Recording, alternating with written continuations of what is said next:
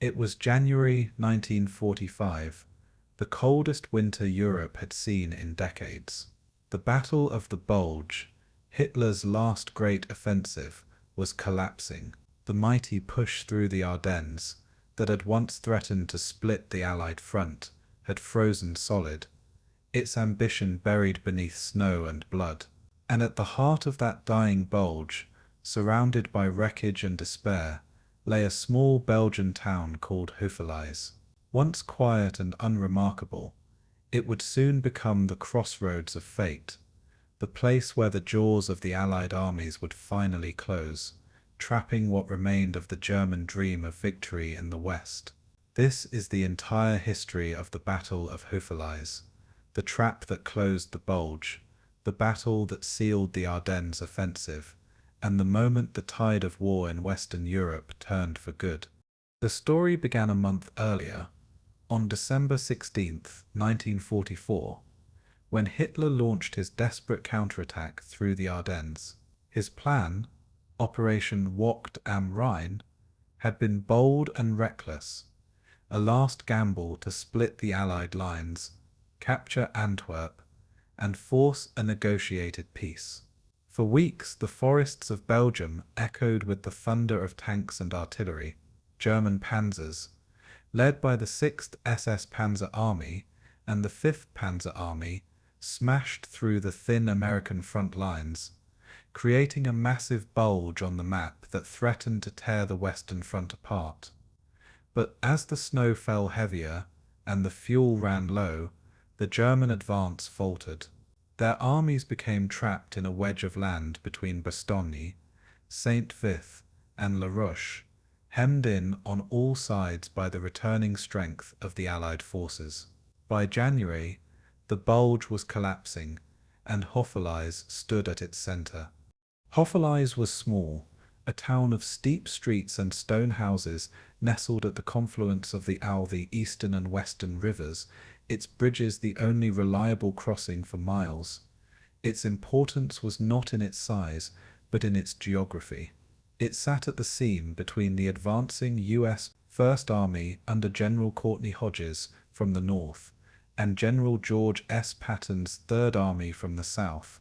To the Germans retreating westward, it was their last escape route, the last open door before the trap closed completely.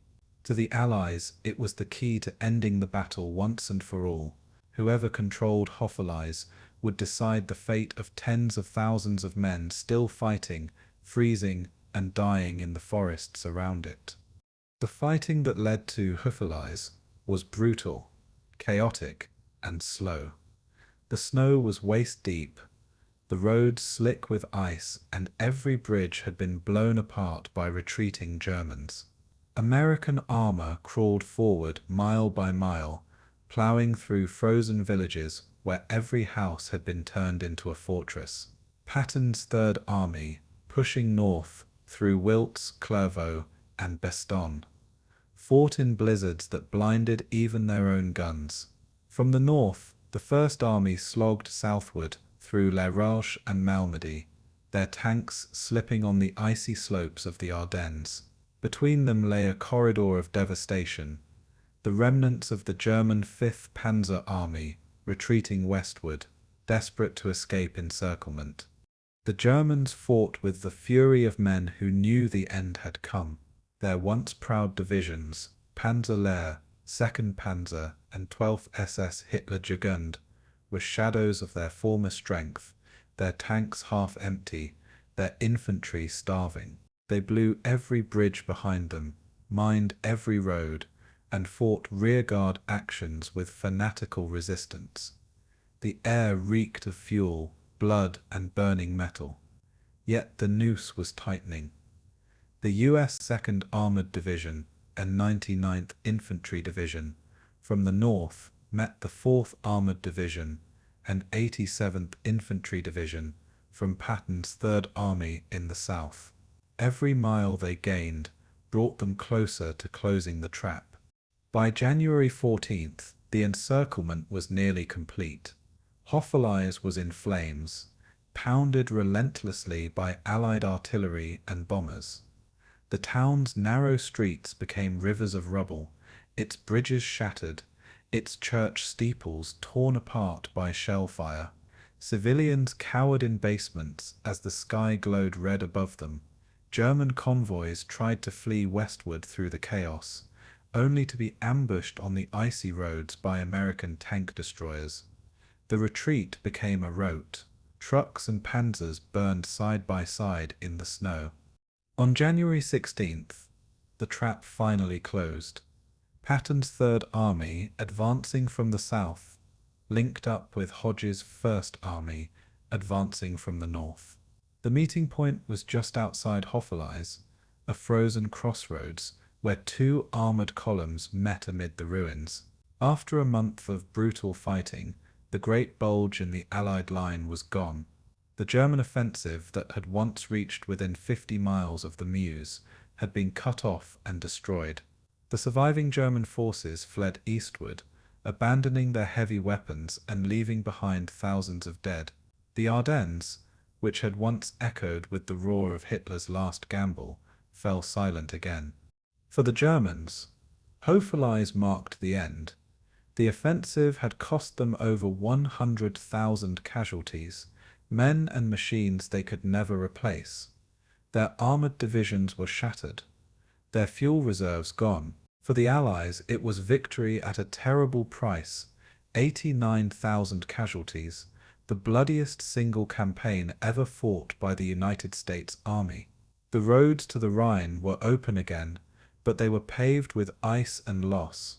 The men who fought through the Ardennes carried the memory of that winter for the rest of their lives. The frostbite, the hunger, the endless cold, and the white silence after the guns fell quiet.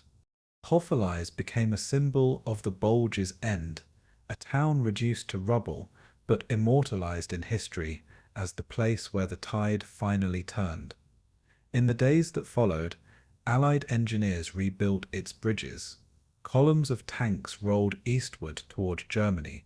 The dead were buried in the snow. The war would go on for 4 more months, but the outcome was now certain. The trap at Houffalize had closed not only on the German army, but on the last flicker of Hitler's hope in the West.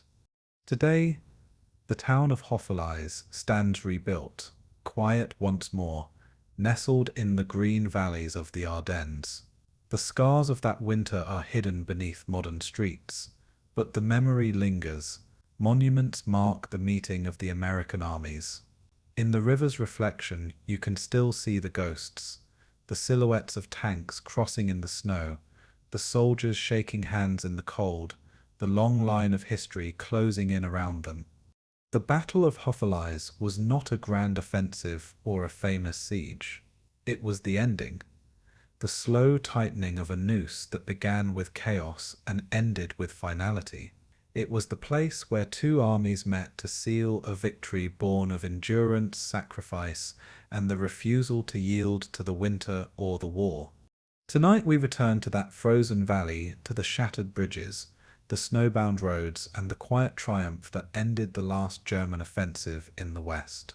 This is the entire history of the Battle of Houffalize, the trap that closed the Bulge, the victory that broke Hitler's last gamble, and the beginning of the end for the Third Reich. Before we begin, tell me, where in the world are you tuning in from? And what time is it for you tonight? Are you listening beneath calm skies, far from the frost and thunder of the Ardennes? Or can you almost feel the chill of that winter wind, whispering through the valley of Houffalize? Wherever you are, take a deep breath, settle in, and let me know. I'd love to hear where in time and place you're joining us from tonight. December 16th, 1944, 0500 hours, Versailles, France. Inside the sprawling corridors of the Supreme Headquarters, Allied Expeditionary Force. Teleprinters stuttered in dissonant rhythm, spitting out fragmented field reports from the Ardennes sector. A clerk from G.2 Intelligence, Lieutenant Robert M. Klein, adjusted his wire-rimmed glasses as he read the first line. Enemy artillery concentrations observed north of Monschau, Scale unknown. Moments later, the second message arrived from the 99th Infantry Division's forward observer near Lanzarote. Heavy shelling, communications disrupted, requesting air cover. What began as noise soon formed a pattern. The Germans, thought to be broken and incapable of large-scale attack after the fall of Aachen in October, had unleashed their largest offensive since Kursk. Yet, as the snow thickened over the Ardennes ridgelines, the true shape of this operation, and the trap it would become, remained invisible to the men staring at the situation board in Versailles. At precisely 0800 hours, Brigadier General Kenneth Strong, Chief of Intelligence at Sechaf, convened his team in the map room beneath the ornate mirrors of the Hotel Trianon Palace. Spread across the table were updated overlays of the Ardennes region, dense forest, narrow roads, and deep valleys flanked by the Ourthe and Amblève rivers. Analysts noted the area's limited infrastructure, only 6 major east-west roads capable of bearing heavy armor, most reduced to one-lane traffic under winter ice. For an attacking force dependent on speed, this terrain was a strangler's noose disguised as cover. Allied cartographers had measured gradients exceeding 7 degrees in the Eiffel approaches, forcing even the powerful Panzer Kampfwagen 6 Tigers, each weighing over 57 tons, to advance at barely 15 kilometers per hour on incline. The geography that concealed the German assault now quietly defined its fatal limits. The enemy plan, code-named Wacht am Rhein, aimed to drive through the Ardennes, seize Antwerp, and split the Allied front in two. To achieve this, Hitler committed 2 of his last armoured spearheads, Sepp Dietrich's 6th SS Panzer Army in the north, and Hasso von Manteuffel's 5th Panzer Army in the centre, a combined force exceeding 1,500 tanks and assault guns. Yet Allied intelligence officers, comparing these figures to German fuel production reports from early December, saw the contradiction. German POL, petrol, oil, lubricants reserves had dropped below 40,000 cubic meters, less than 1/3 of operational requirement for a campaign of this magnitude. The Wehrmacht was gambling its last armored reserves on captured fuel dumps. By contrast, U.S. First Army's supply chain extended uninterrupted from Cherbourg to Liège, averaging 8,000 tons of fuel delivered daily. Strength on paper concealed weakness in motion. In the first hours of the assault, radio intercept stations at Bletchley Park began detecting a surge of coded traffic under the B-series Enigma network. Identifiers associated with SS Panzer headquarters.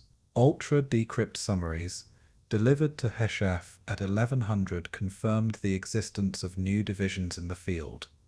The 12th SS Hitlerjugend and the Führerbegleitet Brigade, both previously assumed to be refitting near Cologne. Field evidence mounted rapidly. Aerial reconnaissance from the 9th Air Force, flying above the fog at 18,000 feet, photographed long armored columns crossing the Aar River near Dasburg. Eisenhower's operations officer, Major General Walter Bedell Smith, marked the map with red grease pencil and said quietly, "This is not a spoiling attack. It's an offensive." That statement, recorded in the Sechaf Situation Report number B 1283, became the first official recognition that a new campaign had begun. The Allies had been deceived not through ignorance, but through assumptions baked into intelligence doctrine. For months, the G2 section had classified the Ardennes as a quiet sector, ideal for resting fatigued divisions. The dense forests, considered impassable to large mechanized forces, seemed to guarantee security.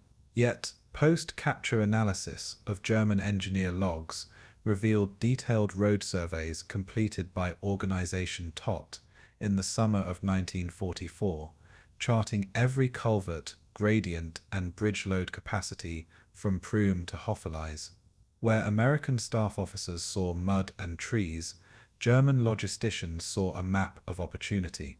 The same terrain that promised concealment now defined corridors of entrapment.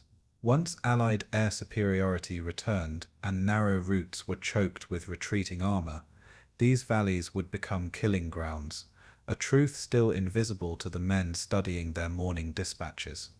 By midday, Sechaf analysts compiled a provisional enemy order of battle, over 200,000 men, organized into 3 armies, striking across an 85-kilometer front.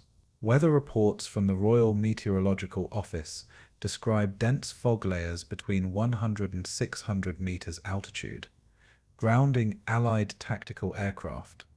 Without aerial reconnaissance, the front became blind. The contrast was devastating.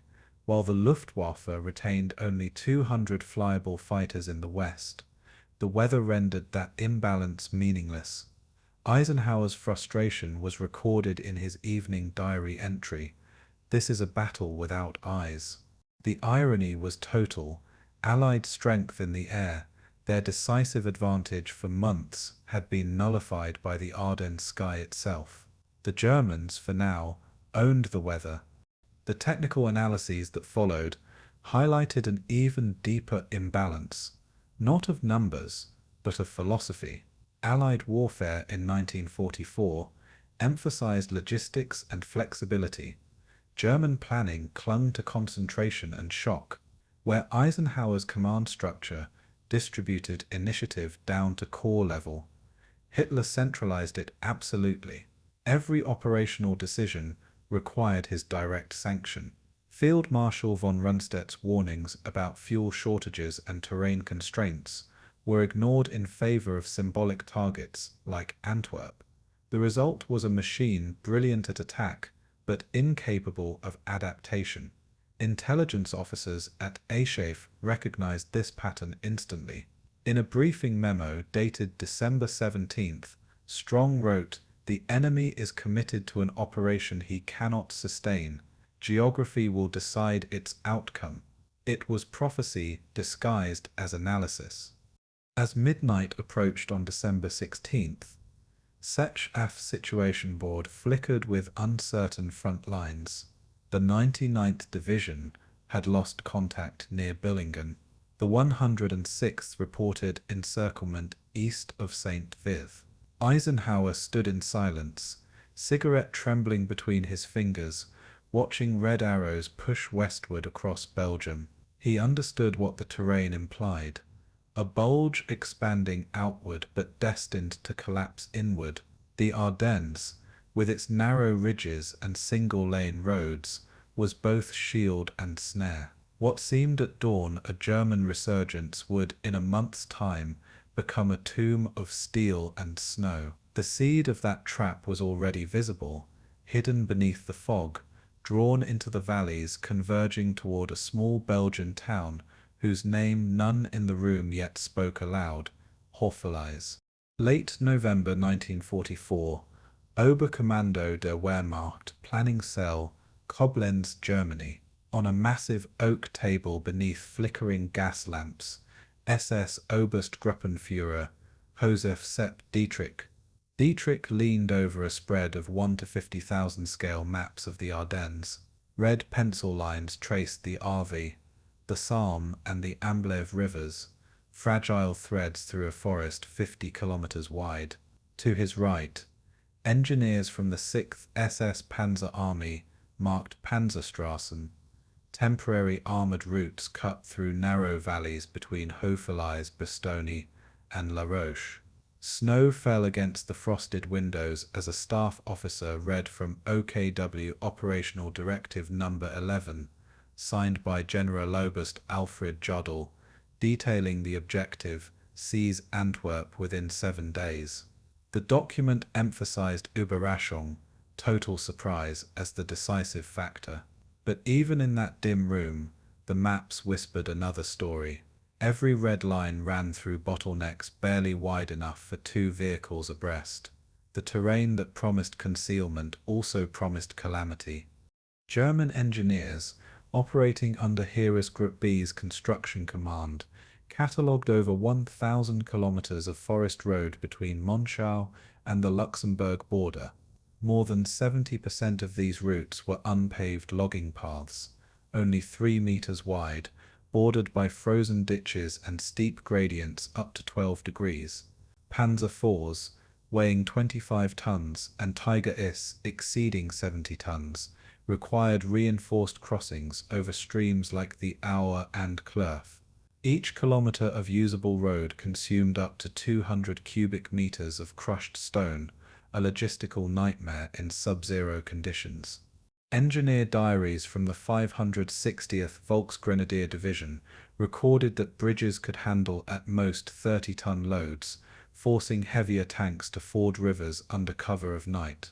In theory, the dense Eifel woods would shield columns from Allied reconnaissance. In practice, it created a serpentine labyrinth that allowed no deviation and no retreat.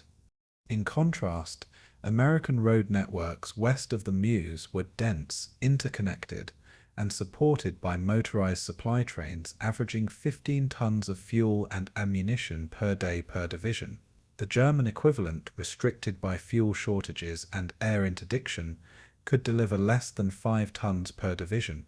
Panzer units such as Kampfgruppe Paper of the 1st SS Panzer Division, Leibstandarte Adolf Hitler, were ordered to seize Allied fuel depots rather than rely on their own. This petrol from captured depots directive, cited in OKW correspondence dated November 28, was not an improvisation, it was policy. The Allies had refined logistical predictability into a science. The Germans gambled it all on speed and deception. The contrast was mathematical and merciless. Every kilometer of advance extended supply lines that no longer existed. Luftwaffe meteorologists based at Wiesbaden, led by Oberstleutnant Wolfgang Korten, submitted forecasts between December 10th and 15th, predicting dense fog and low cloud ceilings under 300 meters, the very conditions that would blind Allied air power. These reports convinced Hitler that the Ardennes could provide the cover his exhausted army required, and initially they were correct. Ourthe decrypts from Bletchley Park show no mention of armoured massing near the Eifel region until December 14th. Yet the same weather that grounded Allied thunderbolts also crippled German resupply. Fuel convoys could not navigate icy switchbacks. Artillery units lost traction on frozen grades. The snow that shielded them was also sealing their fate. Field trials by panzer engineers in late November near Prüm demonstrated that even well-maintained Panther tanks consumed 40 liters of fuel per kilometer when operating off-road in winter terrain, double the expected rate. Commanders ignored these figures, assuming that once the offensive began, they would seize Allied reserves by day 3. Yet Allied quartermaster reports later revealed that only 3 major depots existed within reach of the initial thrust, each storing roughly 300,000 liters of gasoline, a fraction of what the panzer divisions required. The numbers simply did not balance. Every assumption depended on flawless execution, and flawless execution depended on weather and terrain that refused to cooperate. Sepp Dietrich's staff attempted to compensate by staggering the departure times of armoured columns, spacing each battalion by 15 minutes to prevent congestion on the single-lane roads.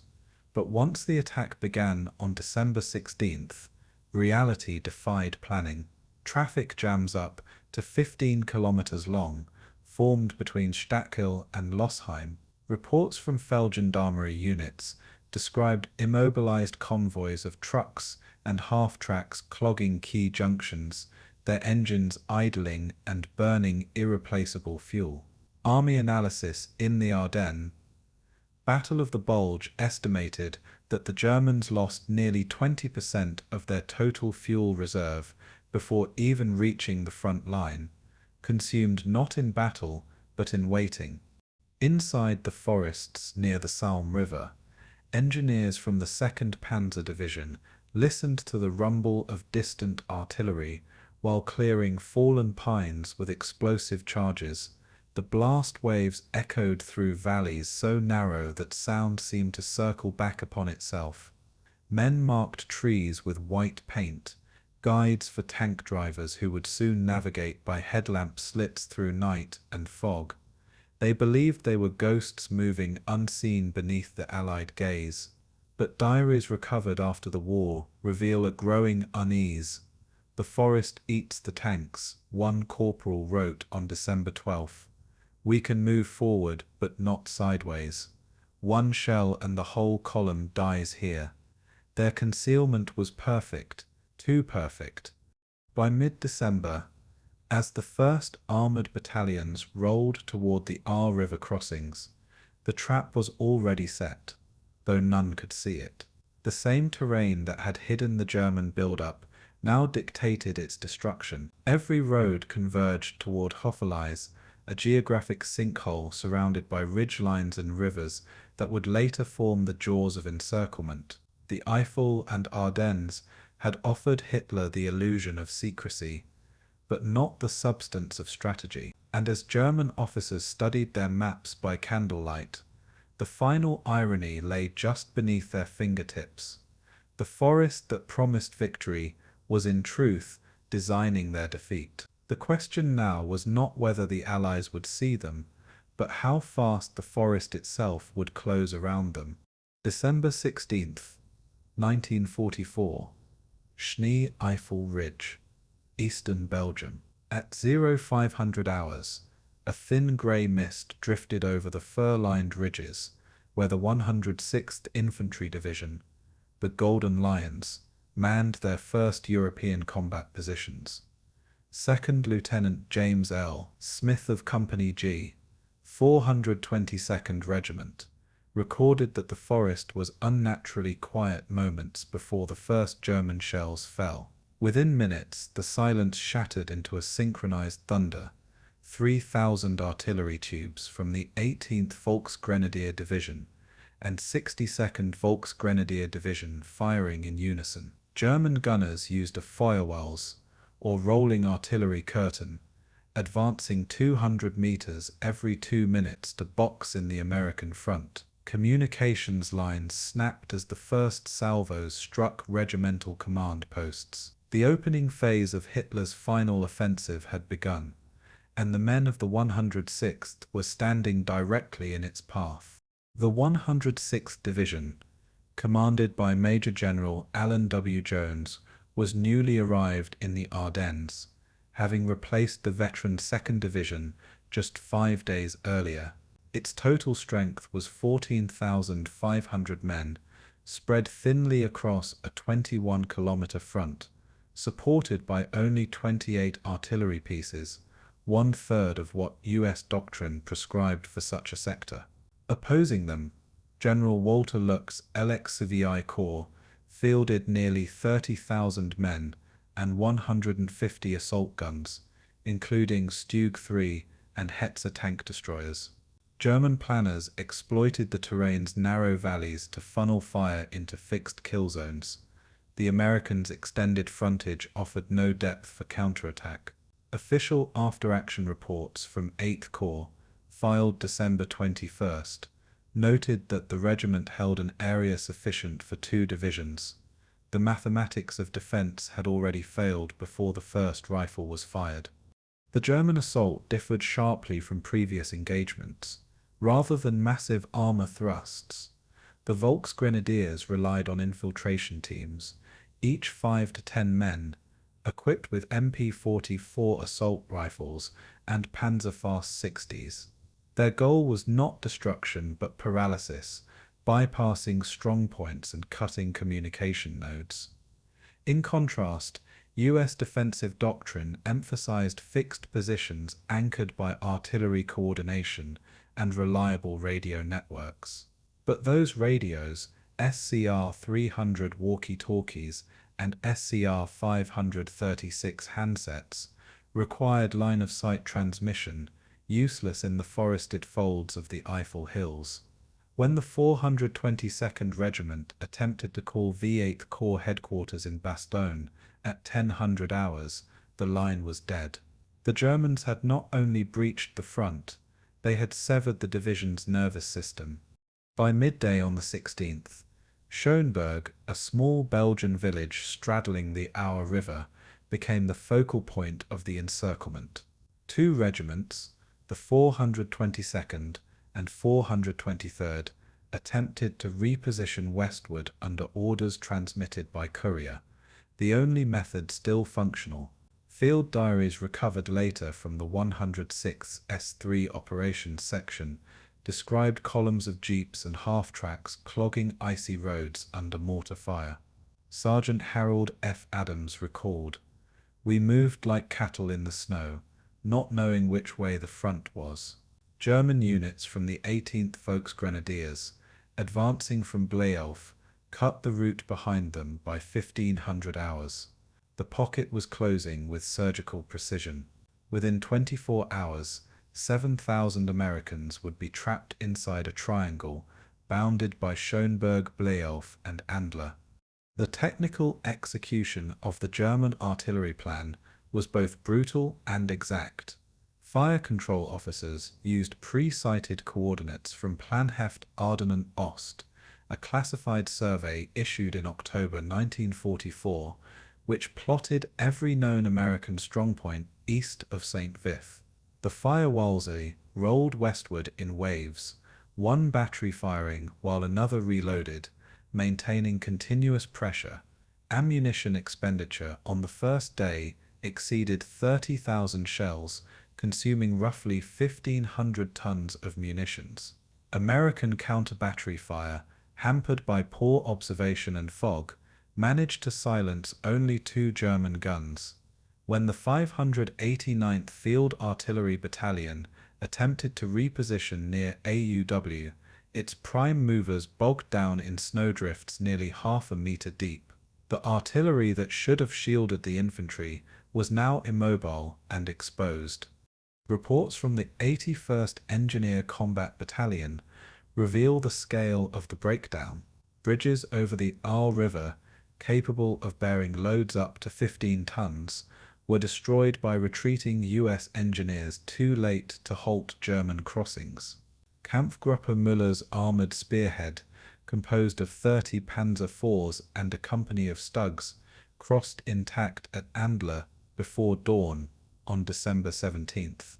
In their path lay no anti-tank barriers, no minefields, only scattered infantry and stalled trucks. Post-war analysis in the Ardennes. Battle of the Bulge notes that the initial German advance owed more to American communications paralysis than to tactical superiority. The forest and fog had become allies of the attackers. Every kilometer the Germans advanced deepened the Americans' isolation. Inside the encirclement, the human consequences of the operational collapse became vivid. At a frozen crossroads south of Schönberg, Corporal William J. O'Keefe's platoon dug shallow foxholes in half-frozen soil, their entrenching tools breaking on rock. With rations nearly gone and ammunition down to 20 rounds per man, soldiers listened for the distant sound of engines they could not identify, friend or foe. When German loudspeakers blared surrender demands across the snow, O'Keefe wrote in his journal, "We laughed because it was too cold to feel fear." By the morning of December 19th, however, the laughter stopped. 2 regiments, numbering 6,000 men, surrendered near the village of Bleilf, the largest mass capitulation of U.S. troops in Europe. Confusion had hardened into catastrophe. By the time St. Vith fell on December 21st, the breakthrough at the Schnee Eifel had achieved its grim purpose. The 106th Division ceased to exist as a coherent fighting unit, its survivors filtering west in shattered groups toward Welsam and Mannheim. The Germans had torn a 40-kilometer gap in the Allied line, opening the corridor that led toward the Meuse. Yet even in victory, the terrain extracted its price. fuel shortages slowed armoured movement, and Allied reinforcements, the 7th Armoured and 82nd Airborne Divisions, were already moving to seal the breach. The forest had swallowed the golden lions, but it had also delayed the predators that devoured them. The question that haunted every command post from Bastogne to Liège was simple and urgent. If St. Vith had fallen, what could possibly stop the Germans next? December 19th, 1944. Bastogne, Belgium. Snow blanketed the town's narrow streets as the 101st Airborne Division, newly arrived from Camp Claiborne, Louisiana, established defensive positions around the central crossroads linking 7 major arteries, including the N86 and N865.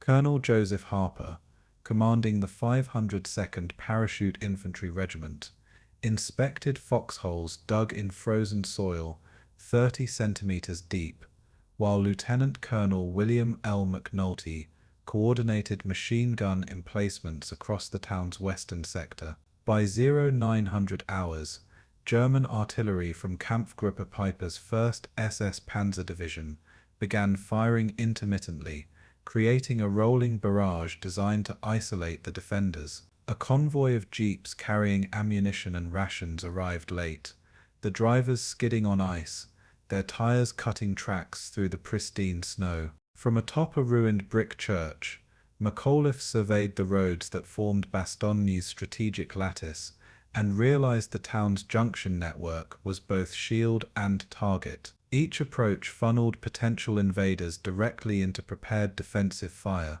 Bastogne would have to become immovable, or the entire northern shoulder would collapse. Technical analysis of the town's defenses revealed the ingenuity behind American improvisation.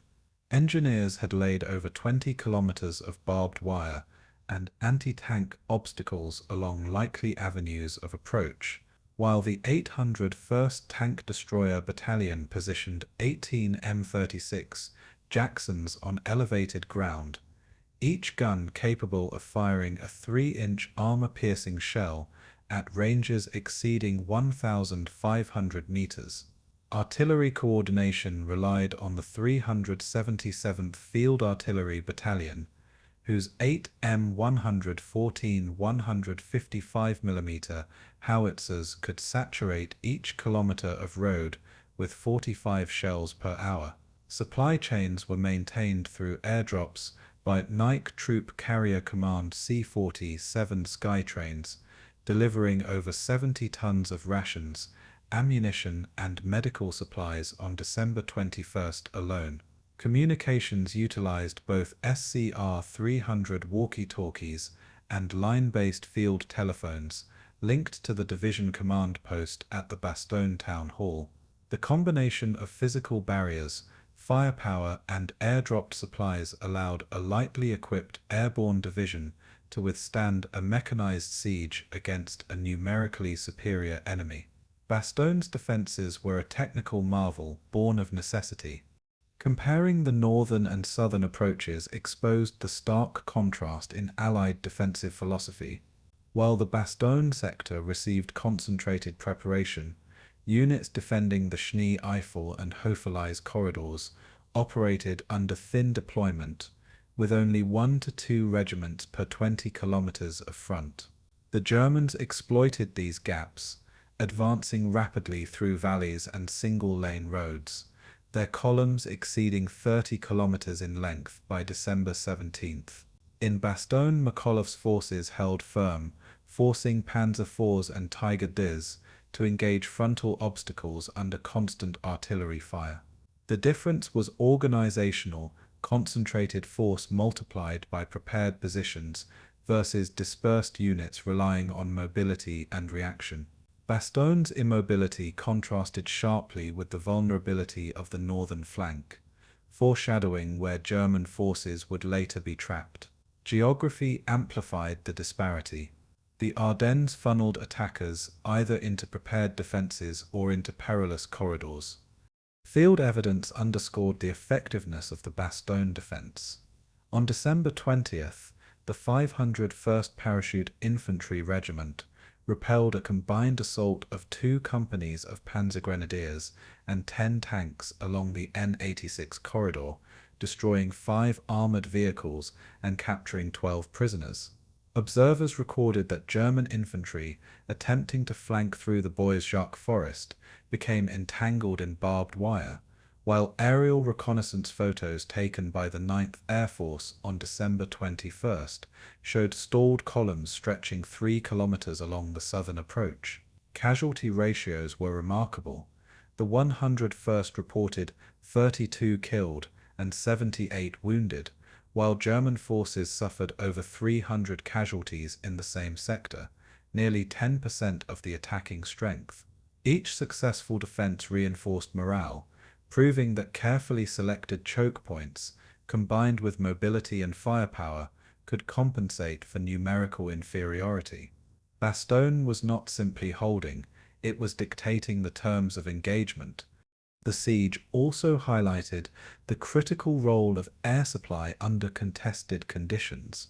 Between December 20th and 26th, C-47 Skytrains from IN Troop Carrier Command dropped a total of 92 tons of supplies, guided by Pathfinder teams using Eureka transponders to illuminate drop zones.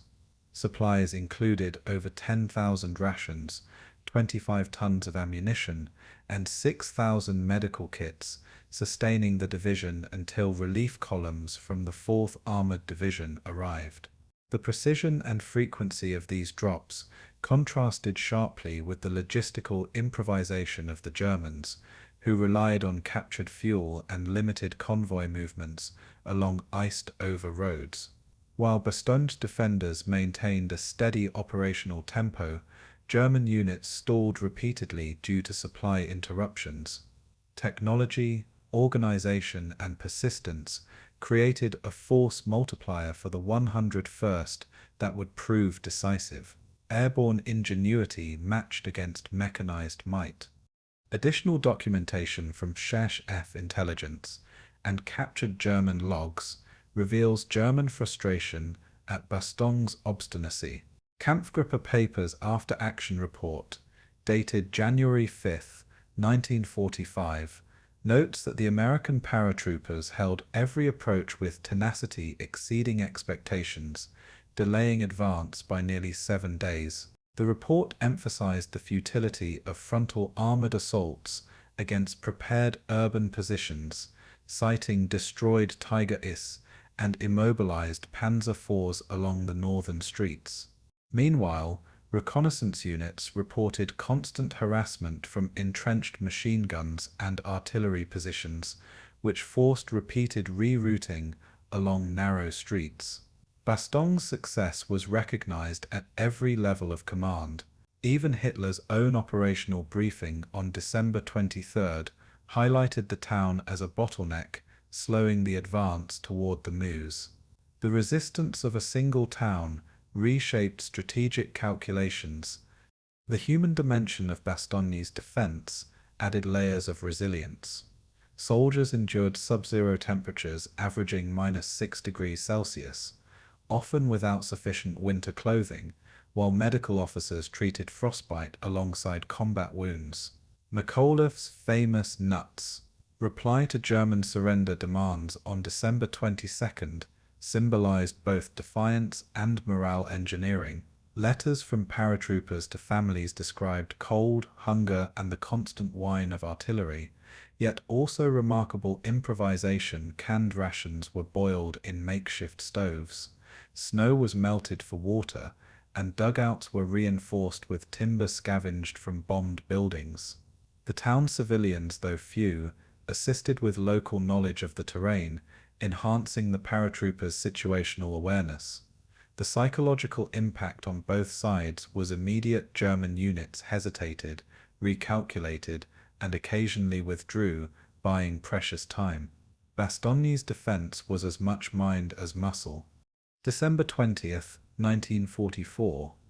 Elsenborn Ridge, eastern Belgium. First Lieutenant Thomas R. Bailey of the 393rd Infantry Regiment crawled along a snow-dusted ridgeline as German artillery shook the ground beneath him. Through binoculars, he watched long columns of Panzer IVs and Tiger Ts grind along icy roads below, their engines straining under frozen fuel. British RAF reconnaissance pilots photographed traffic jams stretching over 3 kilometers near Houffalize, capturing images that would later confirm the extent of German logistical paralysis. American forward observers adjusted artillery fire from positions 30 meters above the valley floor, sending shells that fell with uncanny precision. Meanwhile, bridges over the Amblève River had been demolished hours earlier by retreating engineers, halting Paper's lead elements for nearly 12 hours. The ridge, though lightly held by 5,000 infantry and 14 artillery tubes, created a natural choke point that funneled the advancing Germans into predictable paths. Every movement was watched, every delay magnified. The northern shoulder had become a pressure point. Technical analysis of the ridge revealed its lethal advantage. The terrain consisted of a series of knolls rising 30 to 70 meters above surrounding valleys, providing both observation and artillery dominance. The 393rd Infantry positioned 3 105mm howitzers and one 155mm heavy battery to cover each approach, with overlapping fields of fire calculated to intersect every anticipated avenue of attack. German supply columns, limited to single-lane forest roads averaging 4 meters in width, could advance only in convoy formation, reducing tactical flexibility. Piper's fuel shortage, officially reported in war diaries as 50% below operational requirements by December 21st, forced abandonment of 11 half-tracks and 3 Panther tanks near the Würzfeld crossroads. The ridge multiplied the effect of minimal forces, converting altitude, artillery, and defensive preparation into a force multiplier. Ultra intercepts from December 22nd confirmed German frustration at stalled movements. Terrain and timing had shifted the advantage decisively. A comparison between German and American approaches highlighted systemic differences. German doctrine relied on speed, combined arms coordination, and deep penetration, often bypassing isolated strongpoints with mechanized mobility. American defense emphasized prepared positions, use of natural obstacles, and concentrated artillery support. On Elsenborn Ridge, U.S. units demonstrated that even numerically inferior forces could control key terrain, forcing German armor to engage in frontal assaults across narrow valleys, whereas Paper's lead elements required an average of 6 hours to traverse each 2-kilometer segment. American observation posts could calculate firing solutions in under 2 minutes. Each minute of delay increased exposure to fire. The comparison was stark. The Germans could move fast but not safely, while Americans leveraged geography and firepower to amplify their reach. Operational tempo collided with physical reality. Field evidence confirmed the effectiveness of ridge-based defense. On December 21st, artillery observers recorded that 25 German armored vehicles were destroyed or abandoned, including 4 Panther tanks immobilized by road obstructions and frost-hardened terrain. Infantry reports noted that small teams of 5 men with Panzerfaust 60 launchers had stopped entire companies from advancing along exposed sections of road. RAF photographs taken the same day showed armored columns stretching over 3 kilometers, stalled behind destroyed bridges and ice-slicked curves. Casualty ratios were lopsided. German units lost over 200 men and 13 armored vehicles, while the 393rd reported only 24 wounded. Reports emphasized that Elsenborn Ridge had functioned as a force multiplier, proving the strategic value of high ground in constricted terrain. Delays and attrition created momentum for the Allies to exploit. Geography dictated outcomes. The broader implications became clear to Allied planners monitoring the sector. The congestion and delays in the northern shoulder effectively channeled German armour toward the corridor linking Saint-Wolf and Houffalize. Every stalled convoy reduced operational flexibility and amplified logistical strain. Supplies intended for frontline panzer divisions accumulated in abandoned vehicles, creating temporary choke points. Allied intelligence noted that stalled fuel columns, totaling over 400 tons by December 23, could not reach intended units, leaving entire battle groups vulnerable to counterattack. The interaction between terrain, supply, and firepower created a cascading effect. Elsenborn Ridge was more than a defensive position, it was a bottleneck shaping the path of the German advance. Additional supporting evidence came from British intelligence liaisons attached to the 99th Infantry, intercepted radio transmissions between Piper and headquarters, repeatedly mentioned stalled convoys and destroyed bridges, corroborating Ourthe decrypts. On December 22nd, a reconnaissance officer noted that the 1st SS Panzer Division's forward elements had reduced speed from 20 km per hour to barely 5 due to icy roads and vehicle abandonment. Engineers attempting to clear roads found Panther and Tiger tanks immobile, blocked by artillery craters and felled trees. The intelligence reports highlighted systemic German vulnerability along constrained corridors, emphasizing how terrain could neutralize the enemy's doctrinal advantage. Even the most elite armored units were trapped by geography and logistical shortcomings. Observation and analysis created opportunities for future Allied maneuvers. The human consequences of the Northern Shoulder's defense were immediate and tangible. Soldiers of the 393rd Infantry endured sub-zero temperatures averaging -7 degrees Celsius, constantly exposed to snow, wind, and artillery fire. Supply shortages forced rationing. Each man received 2 cans of rations per day and limited ammunition, requiring conservation under fire. Yet morale remained high, bolstered by observation posts reporting stalled enemy armor and destroyed vehicles. Lieutenant Bailey described in his diary the psychological impact. Watching the Germans twist and grind along frozen roads, trapped by the ridge, was a strange kind of comfort. German units, conversely, expressed frustration and fatigue, with reports noting exhaustion and disorganization among crews forced to abandon vehicles. Geography dictated both opportunity and suffering. The ridge shaped not only the battle, but the soldiers' experience of it. By December 24th, it was evident that the Northern Shoulder's defense had set the conditions for a larger encirclement. German forces, unable to bypass Elsenborn Ridge or clear the Houffalize corridor, were effectively funneled into a narrowing operational trap. Allied commanders recognized the strategic significance. Stalled convoys, abandoned vehicles, and constrained roads created vulnerabilities that could be exploited in coordination with pressure from Bastogne and the Saint-Wolf sector. The bottleneck predicted the coming convergence of Allied forces around Houffalize.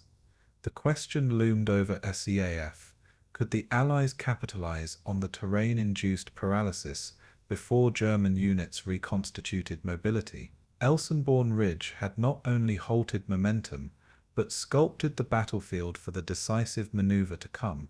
December 23rd, 1944, La Roche-en-Ardennes, Belgium. Thunderbolts of the 406th Fighter Bomber Group roared across the Ardennes sky, their 8.50 caliber Browning M2 machine guns spitting fire onto immobilized German columns below. Pilots observed endless lines of Panzer IV's Panthers and Tiger III's stretched over 6 kilometers, many abandoned due to fuel shortages and blocked roads. The Ourthe River's pontoon bridges, hastily constructed by engineers of the 1st SS Panzer Division, were now crumbling under RAF Typhoon 1B bombardment. Ground observers from the U.S. 2nd Armored Division marked every destroyed vehicle, recording coordinates to direct artillery. Visibility had returned after 3 days of dense fog, creating the so-called flying weather that the Luftwaffe had long denied. Sorties surged to over 1,200 in 48 hours, saturating the overextended German supply network. Houffalize emerged from the snow as both trap and target. The sky had turned into a lethal observation post. Technical analysis of aerial operations revealed systemic consequences for German forces. Each Thunderbolt sortie carried up to 2,000 pounds of bombs, or 25 5-inch rockets, capable of destroying armored vehicles in single passes. Reconnaissance flights measured convoy density at approximately 40 vehicles per kilometre along the La Roche to Houffalize axis, a concentration unprecedented in Ardennes operations. The combination of strafing, bombing, and rocket attacks effectively immobilized armored units, forcing crews to abandon over 150 vehicles in 2 days. P-47 Thunderbolts, with maximum speed of 650 km per hour and dive brakes for precision, outperformed Luftwaffe E-4 fighters in both payload and sustained ground attack endurance. The practical effect was immediate. Bottlenecks widened, fuel scarcity intensified, and command cohesion collapsed. Operational art collided with meteorology. Overextension became fatal. A comparison between Allied and German doctrines highlighted fundamental disparities. The Luftwaffe relied on temporary air superiority and adverse weather to mask ground movements, emphasizing surprise rather than sustained interdiction. Allied air doctrine prioritized continuous pressure, reconnaissance, and coordinated attacks with ground forces. Whereas Piper's columns could only advance in convoy formation, Thunderbolts could reach any sector within 20 minutes of takeoff, striking vehicles and bridges before engineers could repair damage. Ground communication gaps amplified vulnerability. German radio operators often relayed distress messages that arrived minutes too late.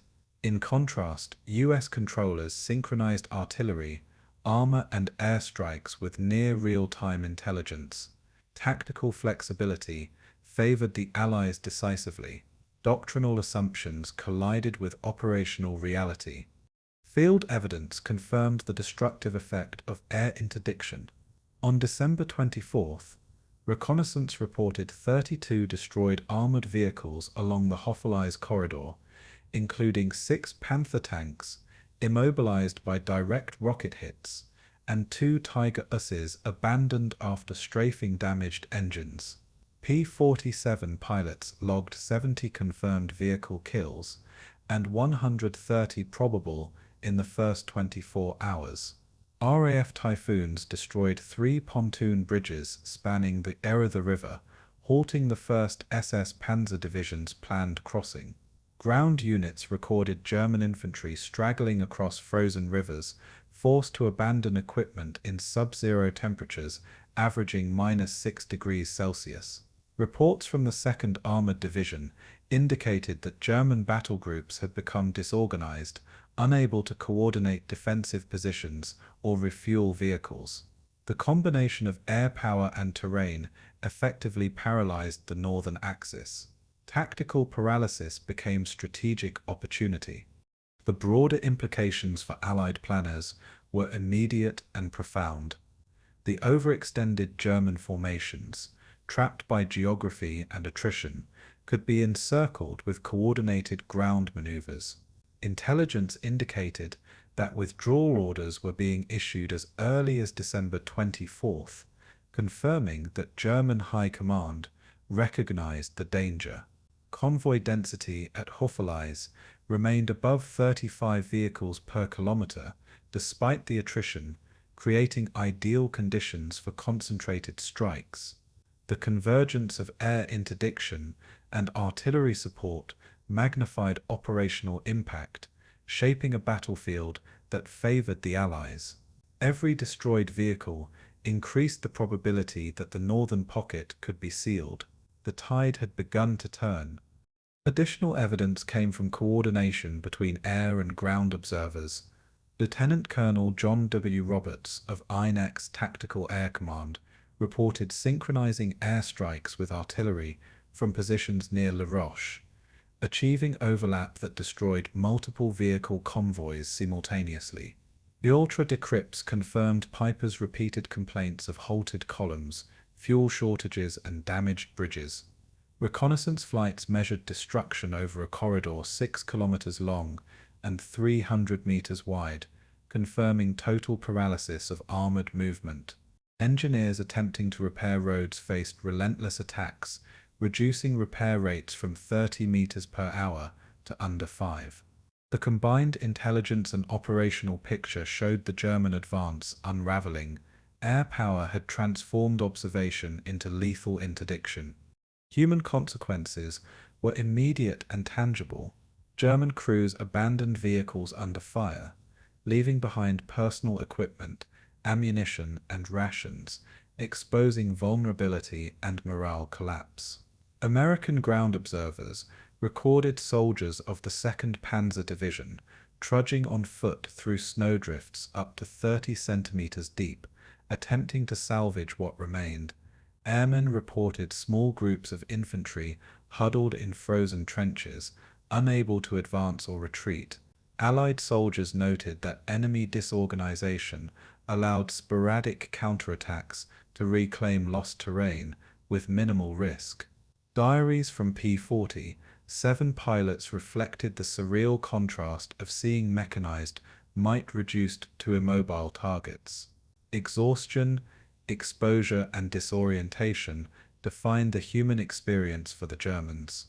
The consequences were as psychological as they were operational. By December 25th, Houffalize had emerged as the focal point of German collapse. Air power had immobilized key armored formations. Bridges were destroyed, and convoy density made maneuver impossible. Allied commanders recognized that the overextended Germans were effectively trapped between converging forces from Bastogne, St. Vith, and the Northern Corridor. The stage was set for the U.S. Third Army's counterattack, which could now exploit terrain, attrition, and enemy disorganization. The turning tide was clear. Weather had granted the Allies a decisive opportunity to convert operational paralysis into strategic victory. Houffalize was no longer just a waypoint. It was the hinge on which the Ardennes offensive would fail. December 19th, 1944, Luxembourg City, Grand Ducal Palace Conference Room. Clock ticking past 10 in the morning.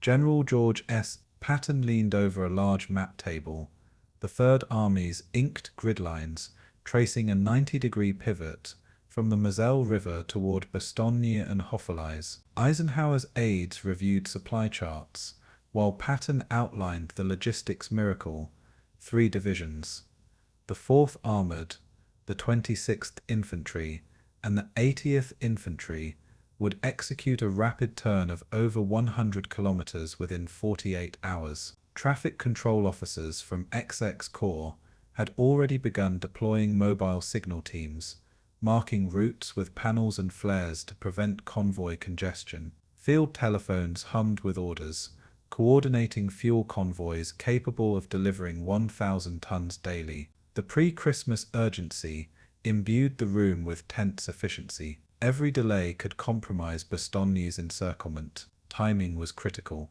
Patton's staff meticulously calculated movement rates for mechanized and infantry units.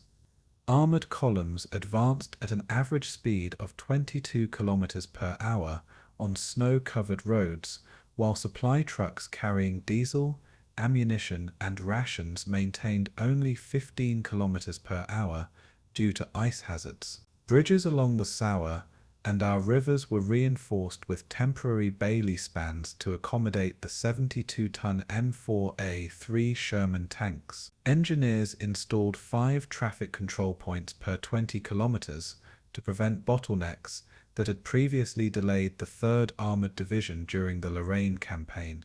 The 3rd Army After-Action Report from January 1945 noted that convoys averaged 12 to 15 kilometers of uninterrupted movement before encountering natural or man-made obstacles. Fuel logistics were monitored to the nearest litter, ensuring that armored spearheads did not stall mid-maneuver. The operation demanded precision unparalleled in the Ardennes. A comparison between German and US movement philosophies highlighted critical operational advantages. Piper's Kampfgruppe depended on linear road networks, advancing in convoy formations limited to single-lane roads and vulnerable to terrain choke points, whereas Patton emphasized dispersed columns with mobile reserves, allowing rapid reorientation to emerging threats. The Germans lacked real-time intelligence. Communication relied on radio messages that could be intercepted or delayed, as confirmed by Ourthe decrypts. Forces integrated signal teams, aerial reconnaissance, and liaison officers to adjust movements dynamically, achieving response times measured in minutes rather than hours. The practical result was that Patton's columns could exploit any temporary gap in German positions, turning delays into opportunities for envelopment. The difference was stark speed and flexibility versus rigid advance. Field reports confirmed the effectiveness of the northern pivot. By December 21st, elements of the 4th Armored Division had reached St. Hubert, linking with scattered units of the 101st Airborne. The 26th Infantry's Reconnaissance Battalion cleared approximately 20 kilometers of road daily, often encountering abandoned German vehicles blocked by blown bridges. Supply teams delivered over 800 tons of fuel and 500 tons of rations in 24-hour cycles. Air reconnaissance documented traffic jams in Piper's columns extending 6 kilometers near Houffalize, including 40 destroyed and abandoned tanks. Artillery support from the 80th Infantry's 155mm howitzers covered pivoting movements, neutralizing isolated German positions. The combined coordination of armor, infantry, and logistics illustrated operational art in real time. The encirclement was beginning to crystallize. The broader strategic implications were immediately apparent. Patton's northward shift constrained German armored mobility, funneling units into the Houffalize corridor under constant threat of interdiction. Ultra intercepts indicated that German commanders recognized the danger by December 22nd, issuing withdrawal orders that were too slow to prevent entrapment. The Third Army's rapid advance meant that time-sensitive objectives such as linking with First Army forces and sealing the pocket were achievable. Convoy density, road control, and artillery integration magnified the operational impact, converting a strategic pivot into a decisive envelopment. Terrain analysis confirmed that alternative escape routes were limited by rivers, forested ridges, and snow-covered valleys. The Ardennes Bulge had been transformed from an offensive thrust into a tactical liability. Additional evidence of Patton's operational mastery came from coordination at multiple echelons. XX Corps signal teams maintained 24-hour communications along the entire pivot route, relaying movement updates every 30 minutes. Liaison officers recorded the clearance of over 70 obstacles, including 3 destroyed railway overpasses and 2 demolished road bridges, allowing tanks and supply vehicles to maintain continuous advance. Third Army engineers reconstructed 36 kilometers of snow-obstructed roads, enabling a combined force of 12,000 troops and 500 vehicles to maintain momentum. Reconnaissance flights measured German column stagnation, reporting over 50 armored vehicles abandoned near Houffalize, Documentation in the January 1945 after-action report highlighted Patton's logistical foresight as the key enabler. Speed, coordination, and timing intersected to trap the enemy. Human consequences were immediate and palpable. Soldiers of the Third Army endured long convoys through freezing temperatures averaging -4 degrees Celsius, but morale remained high due to visible progress and clear objectives. Drivers of M4A3 Shermans navigated icy roads while maintaining formation discipline, while infantrymen trudged alongside fuel convoys, delivering supplies directly to frontline units. German soldiers, in contrast, were demoralized by immobilized vehicles, destroyed bridges, and relentless pressure from rapidly advancing U.S. columns. Diaries from staff officers noted the relief among 101st Airborne units at Bastogne as Patton's forces drew closer, signaling imminent link-up. The contrast between determined U.S. cohesion and German disarray underscored operational superiority. Patton's pivot was not only a mechanical maneuver, but a psychological weapon. By December 24th, Patton's northern pivot had reshaped the Ardennes battlefield.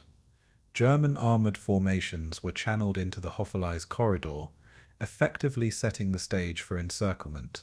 Third Army units maintained advance rates, averaging 20 kilometers per day, despite winter conditions, while fuel delivery and traffic control ensured operational continuity. The convergence with First Army forces was imminent, transforming tactical momentum into strategic advantage. Timing and coordination had turned potential delay into decisive action. Houffalize's fate was now in Allied hands. Patton's maneuver confirmed that operational speed, combined with meticulous logistical planning, could convert overextension into catastrophe for the enemy. The turning tide, initiated by weather and air power, was now reinforced by steel and strategy. Late December 1944, IS Air Force Headquarters, Bricourt-sur-Ourthe, Belgium. Officers crowded around an oversized photo map of the Houffalize Valley, its river systems inked in blue. Brigadier General Otto P. Wayland adjusted the tactical bombing grid, circling key choke points over the Ourthe and Wilts rivers, where German armoured columns were most vulnerable. Belgian civilians had provided reports of massed enemy convoys near La Roche, confirming aerial reconnaissance photographs taken from P-47 Thunderbolts on December 23. Staff planners from both 1st and 3rd Armies cross-referenced Ourthe intercepts, noting repeated German communications about stalled units and fuel shortages. Every coordinate was double-checked, every bridge and forested ridge accounted for. The valley below would soon become a lethal funnel. Observers scribbled notes in margins, artillery coordinates, anticipated strafing paths, and predicted withdrawal routes. Time was a constant variable. The planners calculated enemy density using precise measurements derived from aerial photographs. Columns stretched up to 5 kilometers with over 100 armored vehicles, including Panther Ossef, G-tanks weighing 45 tons, and Panzer IVs at 25 tons. Convoy spacing averaged 60 meters, leaving little room to maneuver under air attack. Tactical analysis determined that P-47 Thunderbolts, armed with 8 500 caliber rockets each and 2,000 pounds of bombs per sortie, could neutralize approximately 20% of vehicles per concentrated attack wave. Bridges over the Ourthe, some spanning 50 meters, were targeted to sever German supply lines, forcing traffic into natural bottlenecks. Each destroyed bridge increased the vulnerability of the armored units. The engineers estimated reconstruction would take at least 24 hours under combat conditions. Every delay amplified the encirclement's lethality. Comparison of Allied and German approaches highlighted critical operational contrasts. Planners integrated multi-source intelligence, combining ultra-decrypts, aerial photography, and human reconnaissance to anticipate movement, whereas German staff relied on delayed reports from divisional units and local collaborators. Patton's mobility doctrine allowed Third Army units to exploit weak points immediately, whereas German columns, constrained by terrain and fuel, advanced linearly with minimal capacity to disperse. The consequence was stark. Allied forces could preemptively shape the battlefield, controlling where and when engagements would occur, while German commanders were forced to react under deteriorating conditions. Coordination of air and ground units created a synergy the Germans could not match. Speed, situational awareness, and terrain exploitation favored the Allies decisively. Field evidence confirmed the theoretical grid's effectiveness. Reconnaissance flights on December 24th reported 12-kilometer-long traffic jams extending from La Roche to Houffalize, with over 50 destroyed or abandoned vehicles recorded. Pontoon bridges along the Ourthe were rendered unusable by RAF typhoons, stranding Panther and Tiger units in mud-choked fields. U.S. artillery units fired a cumulative 186 rounds of 155mm shells at mapped choke points, slowing German movement further. Infantry observers noted that the remaining armor columns were forced onto narrow roads with limited cover, making them easy targets for strafing runs. Patrol reports described German crews abandoning fuel-depleted tanks, confirming earlier intelligence estimates of logistical collapse. Operational projections matched reality. The trap was forming. The broader implications became increasingly clear to Allied planners. German units were overextended, their withdrawal options constrained by the Ourthe and Ourthe river systems, combined with dense forests and destroyed bridges. The anticipated convergence of Patton's Third Army from the south and First Army elements from the north would seal the pocket near Houffalize. Every mile of road cleared by engineers and secured by infantry tightened the encirclement. Airstrikes amplified these effects, converting terrain into a lethal force multiplier. Intelligence reports estimated over 25,000 troops and 300 armored vehicles were within the eventual trap zone.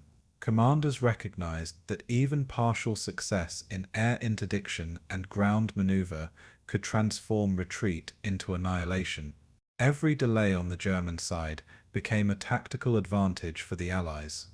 Additional evidence reinforced confidence in the encirclement plan. Belgian civilian reports documented over 50 trucks abandoned along secondary roads, while photogrammetric analysis measured fuel depletion at 10 to 15% across armored columns. Ex-tactical air command logs recorded 120 P-47 sorties over the valley between December 23rd and 25th, with accurate coordinates transmitted directly to field artillery units. Combined arms coordination ensured that artillery and airstrikes were mutually reinforcing, leaving German crews unable to recover or reposition. Documented orders from German divisional headquarters, intercepted and decrypted by Ourthe, showed mounting concern over stalled movement and vulnerable flanks. The intelligence network enabled planners to predict German decisions before they occurred. Allied foresight was translating into battlefield reality. The human consequences were immediate and visible. Soldiers in the encircled German units contended with frostbite, mechanical failures, and the psychological strain of constant threat from above and behind. Infantrymen reported abandoned armor blocking narrow roads, forcing fuel-starved tanks into static positions vulnerable to aerial strafing. Civilians described columns immobilized for hours, with crews scavenging what little food and fuel remained. Artillery crews and infantry observers noted heightened morale, seeing enemy vulnerability confirmed in real time.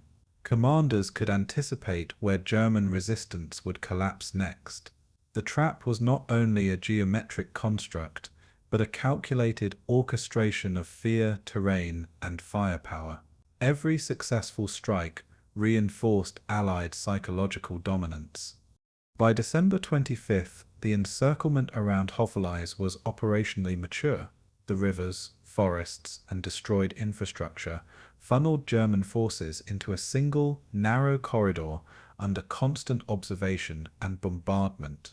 Third Army units advanced from the south, while First Army elements tightened from the north, leaving escape nearly impossible. Over 300 armored vehicles and 25,000 troops were effectively contained, their mobility constrained by fuel shortages and destroyed bridges. Air support ensured that attempts to break through would incur maximum attrition. Intelligence and coordination had converted Patton's maneuver and terrain analysis into a comprehensive trap.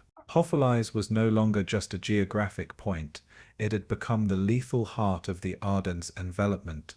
The German Bulge had become a pocket of destruction, precisely designed and executed by Allied operational planning.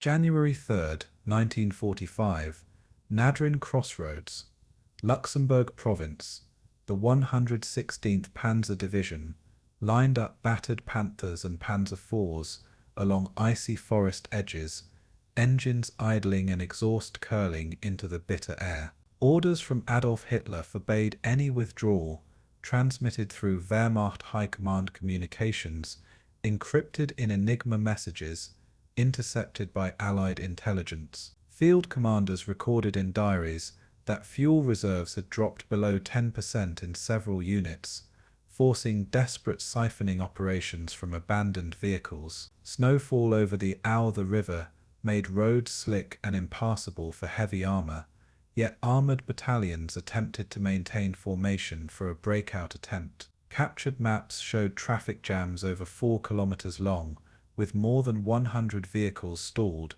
Infantry support lagged behind due to frozen roads, leaving tanks exposed. Each passing hour increased vulnerability. Technical assessment of the situation revealed catastrophic attrition. Over 700 armored and transport vehicles had been destroyed or disabled by Allied air attacks since December 23, including 38 Panther Rs, G-tanks, 25 Panzer IVs, and 65 SD.KFC, 251 half-tracks. Field reports detailed precise damage locations, noting that P-47 strafing runs and 800-pound bombs had hit bridges and choke points, immobilizing columns. Fuel shortages compounded the problem, as operational ranges dropped from 300 kilometers to less than 50. Allied reconnaissance confirmed that German mobility was effectively zero along major supply arteries. The combination of mechanical failures, enemy interdiction, and weather created an environment where continued offensive action became unsustainable. Commanders recognized the operational impossibility, but remained under strict orders. Comparisons with Allied operational systems further emphasized the imbalance. While German forces struggled with rigid command directives and linear supply lines, US and British units exploited flexible maneuver, aerial coordination, and real-time intelligence. Patton's Third Army and Hodges' First Army had already synchronized their movements to converge near Houffalize, using river boundaries and forested ridges to channel German retreat. Artillery concentration from multiple divisions allowed crossfires that German commanders could not counter without abandoning tanks or infantry. In contrast, the German emphasis on centralized decision-making and adherence to Hitler's directives slowed any adaptive response. The tactical consequence was severe. German units were effectively trapped in terrain designed by their enemies, Field evidence of the collapsing Bulge grew daily. Reconnaissance units reported abandoned Panther and Tiger tanks, with engine fires still smouldering, blocked roads measuring up to 2 kilometers in length, and entire infantry companies immobilized by frostbite and exhaustion. Diaries of Hauptmann Friedrich Keller describe crews attempting to siphon fuel from 3 destroyed half-tracks under intermittent artillery fire, a process taking over 4 hours per vehicle. Aerial photographs taken by RAF Typhoons on January 5 captured destroyed bridges over the Wilts and Ourthe rivers, severing escape routes entirely. Reports from the 5th Panzer Army indicated that morale was deteriorating and radio communications were increasingly sporadic. Every failed breakout attempt confirmed the encirclement's effectiveness. Broader implications for German operational strategy became undeniable, with Houffalize as the central point of convergence for Allied pincers. The 116th Panzer Division and attached formations faced near-total entrapment. Fuel shortages, mechanical attrition, and loss of command cohesion meant that any further offensive actions would be catastrophic. Intercepted Enigma messages from January 6 revealed confusion among division and corps commanders, with repeated requests for permission to retreat ignored by high command. The terrain itself, narrow valley floors, forested ridges, and frozen rivers, amplified the effects of Allied artillery and air power. German forces were being systematically funneled into a kill zone. Additional intelligence confirmed the encirclement's severity. Aerial reconnaissance on January 7th documented 22-kilometer-long traffic jams from Nadrin to Houffalize, with over 150 immobilized vehicles in precise clusters.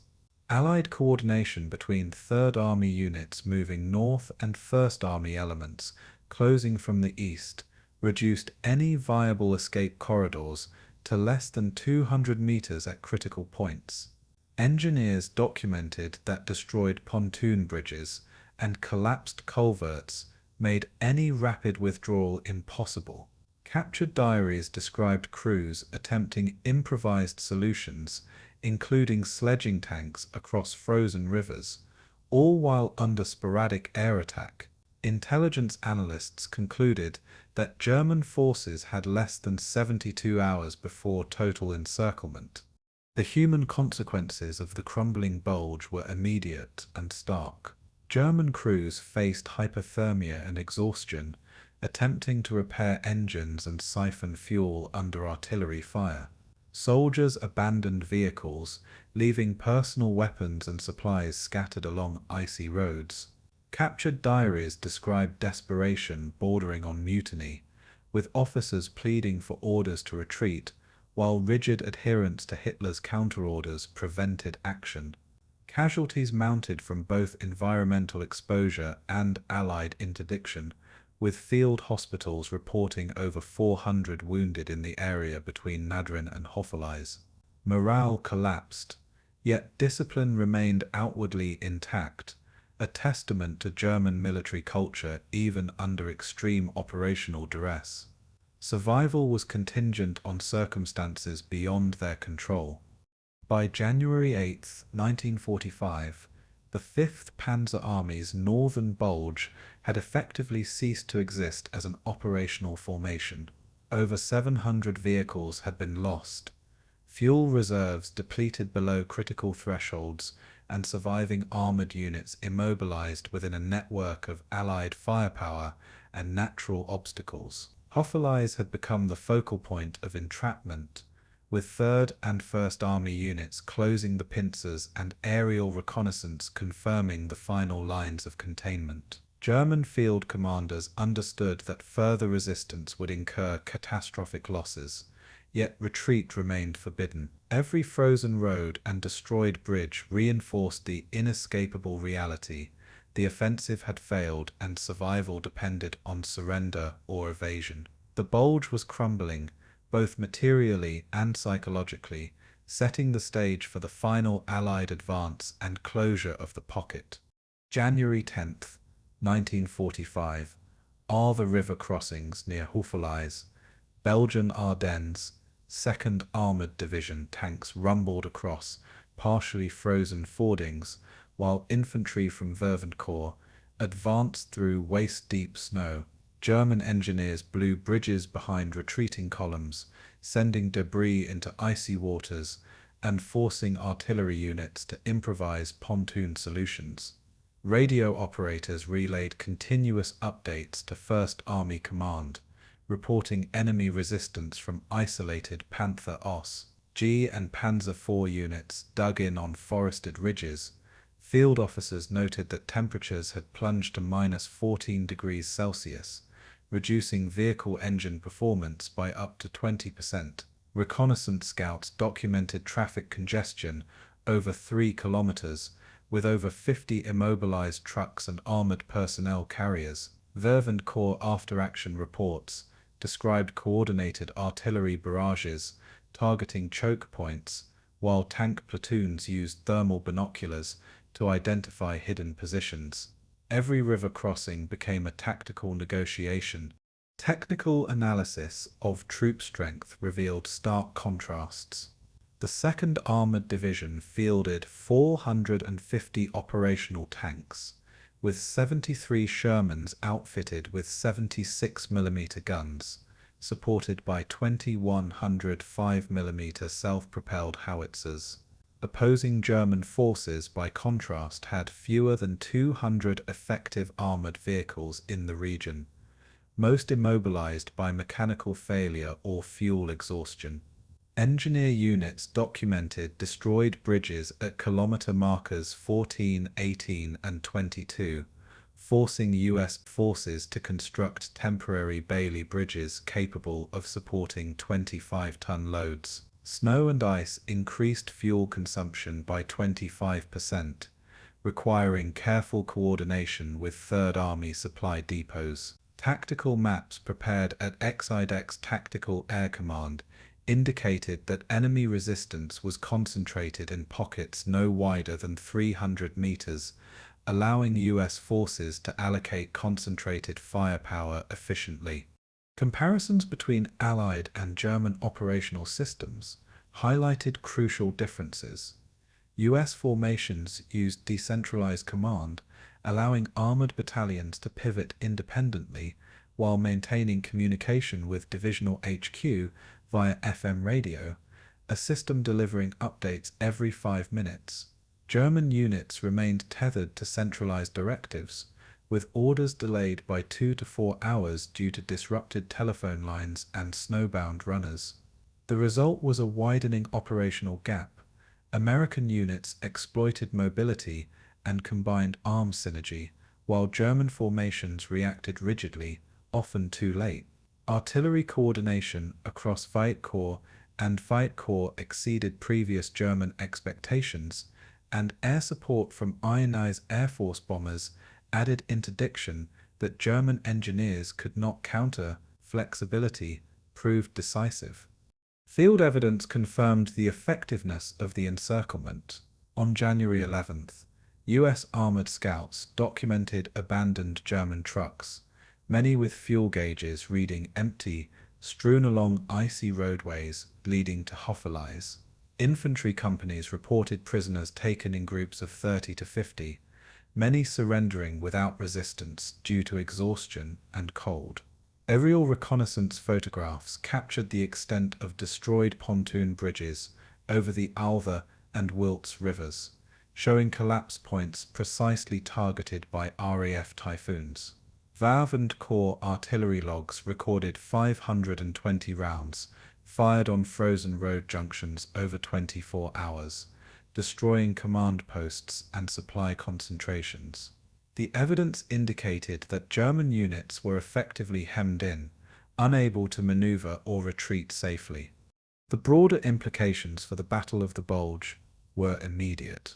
The confluence of 1st and 3rd Army movements created a narrowing corridor no more than 200 meters wide at critical junctures, effectively forming a pincer around remaining German forces. Enigma intercepts confirmed confusion among 5th Panzer Army Command, with requests to retreat denied by Hitler's directives. Engineers calculated that even improvised crossings would take a minimum of 12 hours per company under enemy fire, making escape improbable. Field communications documented that German morale was deteriorating, and some units were issuing orders to destroy their own equipment to prevent capture. Every hour of Allied advance compressed the trap.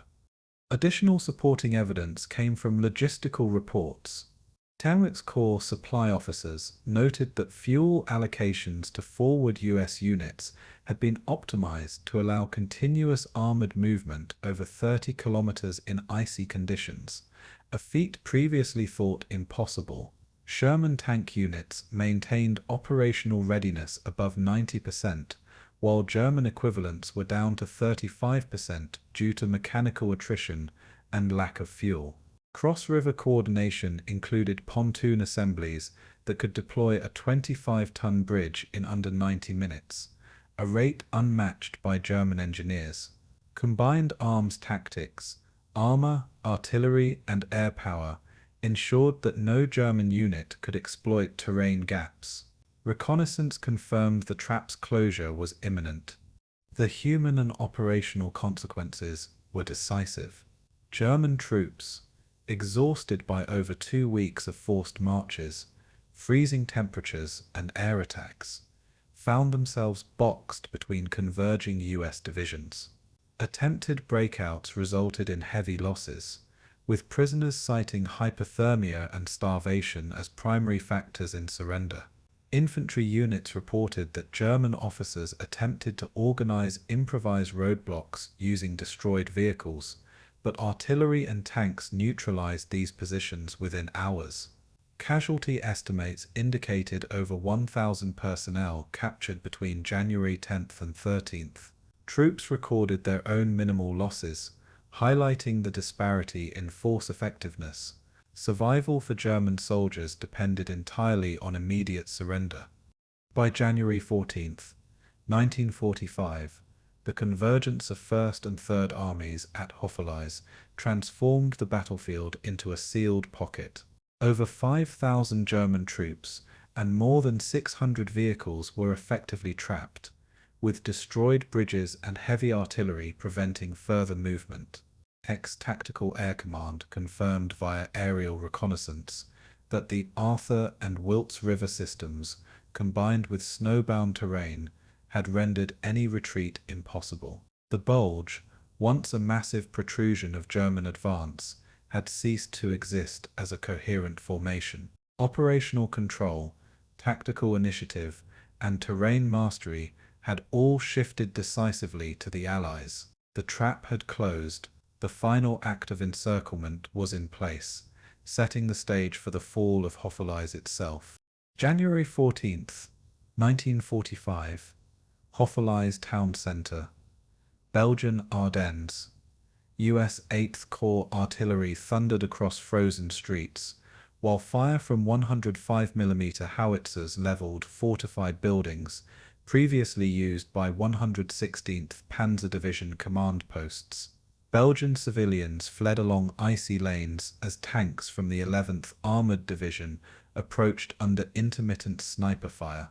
Signal Corps film crews recorded columns of Sherman tanks advancing past collapsed bridges over the Ourthe River. Temperatures hovered near -10 degrees Celsius, slowing vehicle maneuverability and sapping troop stamina. Infantry patrols discovered craters from over 1,500 artillery rounds fired in less than 48 hours. German engineers attempted improvised roadblocks with destroyed trucks and anti-tank obstacles, but American armored units bypassed most through flanking maneuvers. Every street became contested. Technical examination of destruction revealed over 90% of Houffalize buildings were reduced to rubble. Structural engineers noted that reinforced concrete walls of the town hall and local factories were pulverized, demonstrating precision placement of heavy artillery in coordination with aerial spotting. U.S. forces documented captured ordnance, totaling 22 Tiger Oss and 40 Panzer IVs, most abandoned or damaged by retreating German crews. Bridge demolition logs showed the Ourthe crossings were blown at 4 distinct points, each requiring 30 engineers to clear or construct temporary spans. Infantry units recorded snow depths of 40 centimeters, complicating movement, while artillery shells created new craters 25 meters wide. Signal Corps films corroborated reports of intact vehicles abandoned in streets, some with fuel gauges reading empty, confirming supply breakdown. Comparing Allied and German operational approaches highlighted stark contrasts. U.S. forces employed combined arms doctrine, integrating artillery, armor, and infantry with real-time air reconnaissance to neutralize defensive pockets. German defenders, isolated and low on fuel, relied on static positions and improvised barricades, lacking the flexibility to redeploy or concentrate firepower effectively. The speed of American armored advances, averaging 5 km per hour in contested terrain, exceeded the German withdrawal rate by over 50%. Communication superiority allowed American division command posts to relay tactical updates every 10 minutes, whereas German units relied on runners and compromised telephone lines. The outcome was inevitable. Mobility and coordination outmatched entrenched resistance. Field evidence confirmed the effectiveness of the assault. By January 15th, patrols reported over 10,000 German prisoners captured within the Houffalize pocket, including remnants of the 5th Panzer Army and 116th Panzer Division. Air reconnaissance photographs taken by IN Tactical Air Command documented abandoned armored vehicles in streets, blocked crossroads, and collapsed bridges at kilometer markers 11, 17, and 23. Infantry logs recorded continuous engagement with snipers and small arms fire, yet U.S. casualties remained under 200 across all engaged divisions. Artillery fire consumed over 2,000 rounds targeting entrenched positions, yet engineers quickly cleared routes for armor to maintain momentum. Reports emphasized that German fuel shortages rendered remaining armored units immobile, forcing surrender. The broader implications became clear as the town fell. Houffalize, once a logistical hub for German counter-offensive operations, now lay in ruins, severing last organized avenues of retreat. Enigma intercepts captured by First Army intelligence confirmed panic and confusion among German divisional commanders.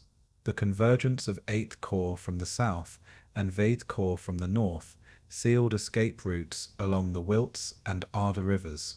Belgian civilians reported seeing columns of prisoners escorted under heavy guard, with abandoned equipment left in streets frozen by sub-zero temperatures. The collapse demonstrated the strategic efficacy of combined ground and air operations in mountainous winter terrain. Additional supporting evidence emerged from after-action assessments. Engineers documented that the U.S. Army built 3 temporary pontoon bridges capable of sustaining 30-ton loads within 90 minutes, facilitating continuous armored movements despite destroyed crossings. Infantry units reported German mortar positions destroyed systematically using precision fire missions coordinated via radio networks. Signal Corps films captured the systematic destruction and subsequent entry of American units, corroborating after-action reports. Comparison of artillery efficiency with previous engagements showed a 32% increase in successful target neutralization versus similar urban assaults in the European theater. Coordination between 2nd and 3rd Armored Divisions allowed simultaneous pressure on north and south exits of Houffalize, tightening the encirclement. The human and operational consequences were profound.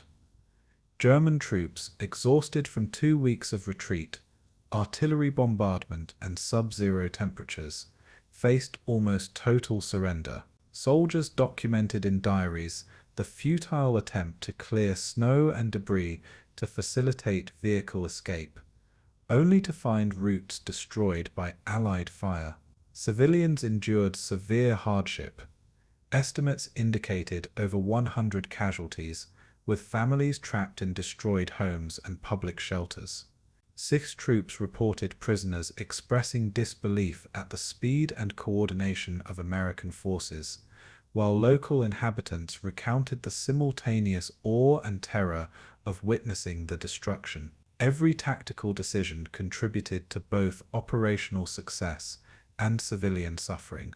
By January 16, 1945, the 2nd and 3rd Armored Divisions, linked in Houffalize, effectively closing the Bulge. Over 10,000 German soldiers were captured, hundreds of armored vehicles destroyed or abandoned, and the town reduced to ruins, with only scattered stone walls and shell-cratered streets remaining.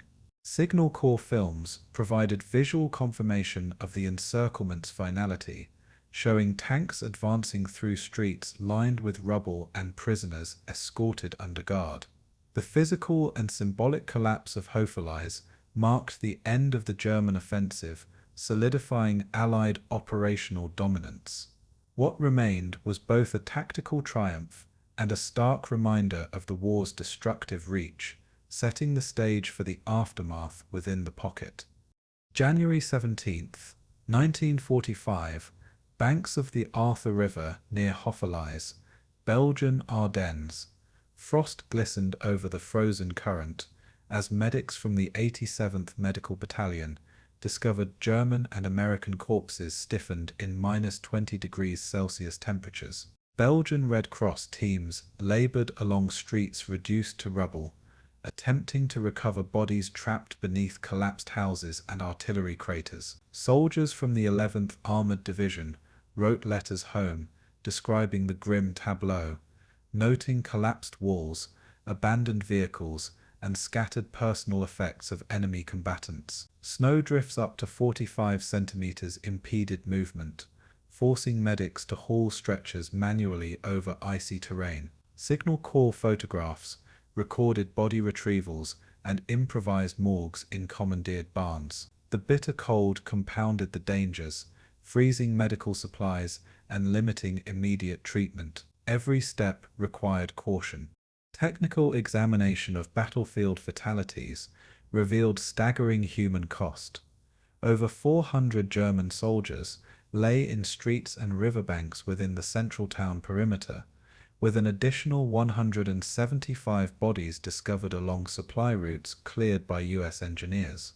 Medical evacuation statistics indicated only 27 American wounded could be airlifted in 24 hours, while the remainder required overland transport under extreme conditions. Frostbite cases among medics and infantry numbered 98, with temperatures recorded as low as -22 degrees Celsius in shaded areas. Field reports from the 2nd and 3rd Armored Divisions emphasized that frozen ground complicated excavation of bodies, slowed debris clearing, and created logistical bottlenecks. Letters published in Stars and Stripes described the physical and psychological strain of handling the dead amidst ongoing operations. The mechanical challenge mirrored the emotional burden. Comparing Allied and German logistical responses highlighted critical disparities. U.S. medics and engineers maintained cold weather protocols, employing heated tents, insulated stretchers, and chemical stoves to sustain operations, while German forces lacked such resources during their retreat. Evacuation speed for Allied casualties averaged 2 km per hour under severe frost, while German units, immobilized by destroyed vehicles and fuel shortages, could remove wounded at less than 1 km per hour. Allied field hospitals could maintain triage under sub-zero conditions, whereas German medical units abandoned equipment or improvised under collapsed structures. Communication networks allowed rapid coordination of recovery teams, a capability absent in the disorganized German rear. The consequences were stark. Allied forces minimized additional losses despite freezing conditions, while German survivors faced near-total immobilization. Field evidence confirmed the scale of the tragedy. Belgian Red Cross records documented 77 bodies recovered from the Ourthe River alone, many with personal identification left in frozen pockets.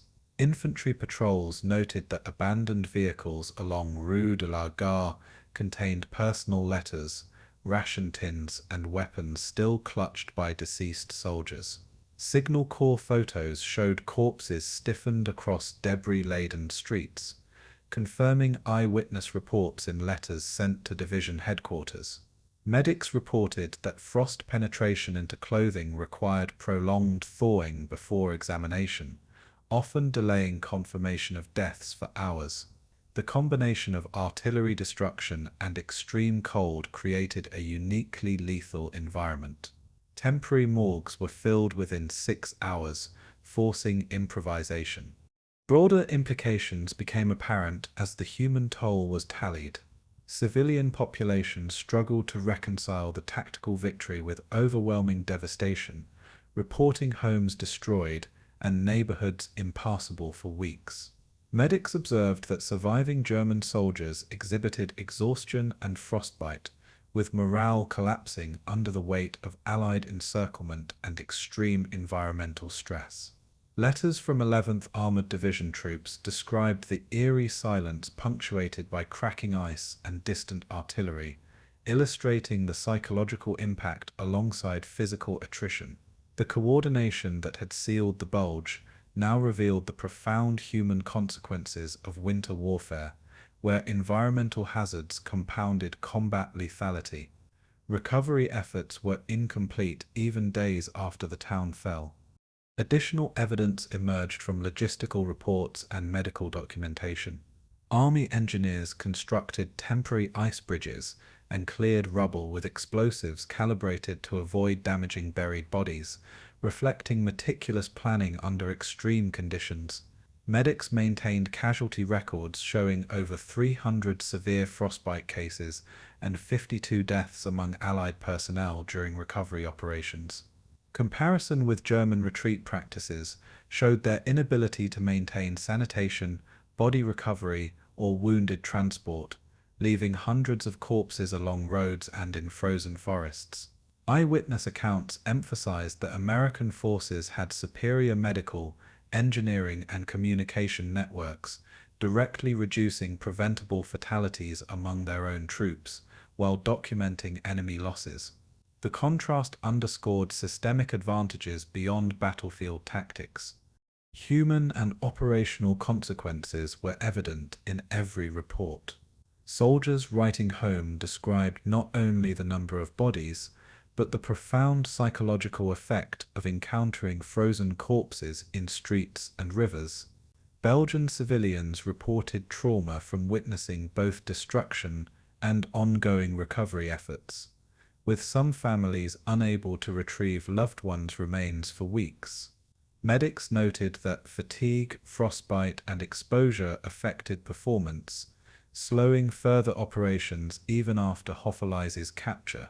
The interplay of environmental hazards and prior artillery bombardment created conditions where human suffering extended beyond the immediate battlefield. Every logistical decision, from temporary morgues to stretcher distribution, directly influenced survival and operational efficiency. By January 19, 1945, recovery operations concluded, leaving a landscape scarred by ice, rubble, and frozen human remains. Temperature records indicated sustained readings of -20 degrees Celsius, with lingering frost complicating reconstruction. Over 400 German bodies and nearly 100 Allied casualties had been documented, with temporary morgues cleared and burial initiated. Letters from Stars and Stripes conveyed the gravity of the cost, emphasizing that victory at Houffalize was inseparable from profound human suffering. The toll underscored the blurred boundary between triumph and tragedy, illustrating that even successful operations in the Ardennes came at an immeasurable human price. The stage was now set for German retreat and post-mortem analysis in the days ahead. January 8th, 1945, Wolfschanz headquarters, East Prussia. Hitler's typed directive, Reichskriegsgericht document number F328-44, forbade any form of retreat for Army Group B, emphasizing that positions in the Ardennes must be held under all circumstances. Field reports from Generalfeldmarschall Gerd von Rundstedt and Generaloberst Walter Model were appended, noting their protests against the impossibility of maintaining lines amid collapsing supply and fuel shortages. Intercepted Enigma messages relayed concern from 5th Panzer Army units encircled near Houffalize, highlighting immobilized vehicles, frozen artillery, and dwindling rations. War correspondents embedded with German forces recorded frozen roads and impassable forest tracks, corroborating command fears. Communication logs show 24 separate orders and counter-orders between OKW, Army Group B, and frontline units over a 48-hour window. Each directive emphasized discipline and loyalty over tactical flexibility. The inflexibility of leadership became immediately consequential. Technical analysis of the command timeline reveals cascading operational failures. Orders from Hitler reached divisional headquarters by teletype with an average delay of 3 hours, but internal staff deliberations consumed an additional 5 to 6 hours. This created a lag between strategic intent and tactical capability, exacerbated by sub-zero temperatures that froze field telephones and rendered dispatch riders ineffective. Allied intelligence reports later noted that German armored units had lost over 700 vehicles to air attack and mechanical failure, leaving less than 20% operational by January 9th. Fuel depots originally designed for 2 weeks of supply were depleted after only 5 days due to poor consumption estimates and inability to resupply under constant air harassment. Post-war interrogation reports, documented in the U.S. Army Intelligence Summary, confirmed that frontline commanders recognized the futility of continued engagement, but were unable to communicate consent for withdrawal. Command paralysis defined the operational environment. Comparing this refusal to retreat with prior German withdrawals, such as the Falaise Pocket in August 1944, underscores strategic miscalculation. In Normandy, German forces executed a phased withdrawal, preserving 34 divisions and 70% of mechanized assets, largely due to flexible field command and staggered rearguard actions. In contrast, the Ardennes campaign suffered from rigid hierarchical adherence to Hitler's directive, preventing orderly disengagement. Allied forces, employing integrated intelligence, air interdiction, and armored mobility, exploited these constraints, encircling units before they could extract themselves. Where German doctrine relied on doctrinaire positional defense, U.S. doctrine emphasized combined arms maneuver and rapid concentration of force, leaving trapped formations exposed. The resulting attrition was catastrophic. Field reports confirm the deadly consequences of delayed retreat. Captured officers from the 116th Panzer Division reported that attempts to withdraw on January 10th failed as engineers were forced to destroy bridges over the Ourthe and Wilts rivers, stranding over 3,000 men and 42 armored vehicles. Sniper and artillery fire killed an additional 600 troops attempting escape through wooded areas. Supply convoys abandoned in snow-laden tracks were seized by U.S. forces, contributing to the capture of 10,000 prisoners in the Houffalize Pocket. Signal intercepts indicate panic and confusion, with multiple divisions requesting permission to retreat, only to receive reiterations of the standing no withdrawal order. Allied after-action reports, particularly 7 Corps documentation, emphasize that German inflexibility accelerated encirclement. Evidence suggests that operational rigidity outweighed tactical proficiency. Broader implications became evident as post-war analyses consolidated, denying withdrawal not only increased casualties, but destroyed remaining combat capability, leaving Army Group B incapable of effective resistance along the Rhine corridor. Officers interrogated in May 1945 consistently remarked that Hitler's micromanagement nullified any potential for localized decision-making. War correspondence photographs, catalogued in U.S. Army Signal Corps files, depict abandoned artillery, wrecked vehicles, and frozen supply caches, illustrating systemic collapse. Comparisons with Allied command protocols show the decisive advantage of decentralized authority in adapting to dynamic battlefield conditions. The Ardennes experience became a case study in operational overreach and leadership rigidity. Additional supporting evidence arises from logistical and communications analyses. Wehrmacht teletype traffic shows a peak of 80 messages per day between January 8th and 10th, with only 56% successfully reaching their intended recipients. Field reports detail that frozen roads delayed dispatch by an average of 4 to 6 hours, rendering urgent orders obsolete. In contrast, U.S. forces, using integrated signal corps networks and redundant channels, maintained 98% message fidelity. Interrogation reports, compiled by Allied intelligence in January 1945, indicate that German failure to adapt resupply routes, combined with inflexible positioning, directly contributed to mass surrender. The technical superiority of Allied communications amplified the human cost of German obstinacy. The human consequences were immediate and brutal. Thousands of German soldiers perished from cold exposure, artillery, and lack of food while trapped behind blown bridges. Interrogated officers described the psychological toll of watching comrades freeze, march to death, or surrender in hopeless situations. Medics reported frostbite in over 1,500 troops, compounded by fuel shortages that prevented heating field hospitals.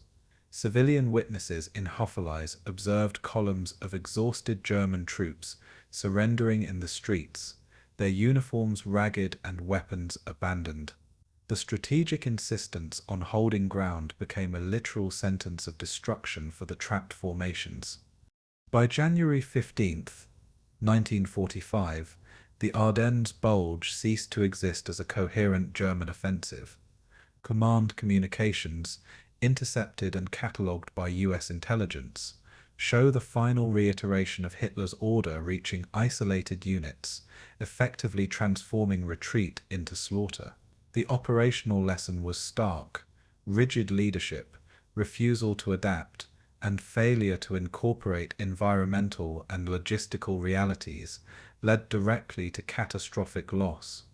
Post-war analysis in the U.S. Army Historical Division emphasizes that while Allied forces executed encirclement with precision, German self-inflicted attrition ensured the scale of the victory. The retreat that never occurred left tens of thousands dead, frozen, or captured, sealing the fate of the Ardennes campaign. The stage was now set for a strategic assessment of the Bulge's collapse and its wider implications in the European theatre. February 1, 1945, Supreme Headquarters, Allied Expeditionary Force, Versailles, France. General Dwight D. Eisenhower reviewed detailed overlays comparing the Ardennes front on December 16th and January 16th, showing a contraction of over 50 kilometers at the center of the Bulge, Fuel consumption reports indicated that U.S. 1st and 3rd Armies expended nearly 70,000 liters of gasoline per day to maintain armored thrusts, while German units had exhausted over 80% of mobile fuel reserves in the same period. Casualty reports confirmed that approximately 100,000 German soldiers had been killed, wounded, or captured, alongside 600 armored fighting vehicles lost, while U.S. forces recorded 75,000 casualties. Strategic planners assembled at Eschaf war room tables, poring over 13th Corps and 8th Corps after-action reports, noting the decisive collapse of German operational cohesion. Maps and intelligence summaries from January 15th demonstrated that the Bulge no longer offered any potential offensive leverage. A technical analysis of German depletion reveals the scale of logistical exhaustion. Fuel stockpiles, originally planned to last for 15 days of continuous offensive, were completely consumed after only 6, leaving armored formations stranded in the snow-laden Ardennes forests. Ordnance resupply was equally compromised, with over 42 artillery pieces destroyed or abandoned during retreat, making sustained fire support impossible. Engineers' post-war reports indicate that bridge demolitions and road destruction further prevented German maneuvering, while Allied units enjoyed intact supply chains supported by motor transport, rail repair units, and aerial reconnaissance. Eisenhower's staff calculated that at the height of the engagement, the U.S. Third Army fielded over 90,000 men in the southern sector alone, outmatching the remaining German force density nearly 2-1. The evidence confirmed the irreversible collapse of German mobility and initiative. Comparisons between the operational philosophies of the belligerents highlight why the Ardennes failed for Germany. German doctrine emphasized positional defense and centralized orders, leaving units vulnerable when communications and terrain became obstacles. By contrast, U.S. doctrine allowed decentralized initiative, enabling armored divisions like the 2nd and 11th Armored to exploit gaps in German lines quickly, coordinate combined arms maneuvers, and maintain momentum even under severe winter conditions. The Ardennes illustrated that inflexible hierarchy and over-reliance on pre-planned logistics could not withstand dynamic battlefield pressures. U.S. operational resilience, particularly in fuel distribution and winterized vehicle deployment, provided a critical comparative advantage. These systemic differences ensured that German forces could not recover, even if individual units had avoided encirclement. Field evidence corroborates the analytical assessment. Aerial reconnaissance photographs from February 3 show entire German columns abandoned along the Ourthe and Wiltz river valleys, with over 300 vehicles immobilized by ice and mechanical failure. Captured German orders document repeated attempts to redeploy panzer formations, all thwarted by depleted fuel, destroyed bridges, and Allied interdiction. Artillery and aerial bombardment compounded these issues, destroying 12 supply dumps and severing 2 critical rail spurs used for resupply. Army historians note that these losses directly translated into the capture of over 10,000 prisoners in the Houffalize pocket, a figure impossible without the combination of operational pressure and German logistical collapse. These metrics confirm the strategic irreversibility of German losses. The broader implications for the Western Front became clear by mid-February. With the Ardennes lost, Germany lacked sufficient armored units or mobile infantry to mount any substantial counteroffensive. Intelligence estimates indicated that remaining reserves could only muster 35 operational tanks west of the Rhine, insufficient to halt the planned Allied advance. Eisenhower's staff recalibrated offensive timetables, noting that manpower losses in U.S. divisions remained sustainable, while German attrition ensured no future capacity for large-scale coordinated assaults. Historians later observed that the Bulge's failure shifted the strategic initiative permanently to the Allies, establishing the conditions for crossing the Rhine by March. Maps comparing December and January front lines visually reinforced this irreversible contraction. Additional documentation from logistics summaries illustrates the human cost of sustained attrition. U.S. reports highlight that engineers repaired 24 critical river bridges and cleared over 30 kilometers of snow-obstructed roadways, maintaining a continuous supply chain. German war diaries indicate that over 25,000 soldiers were immobilized for days awaiting resupply, contributing to frostbite, starvation, and surrender.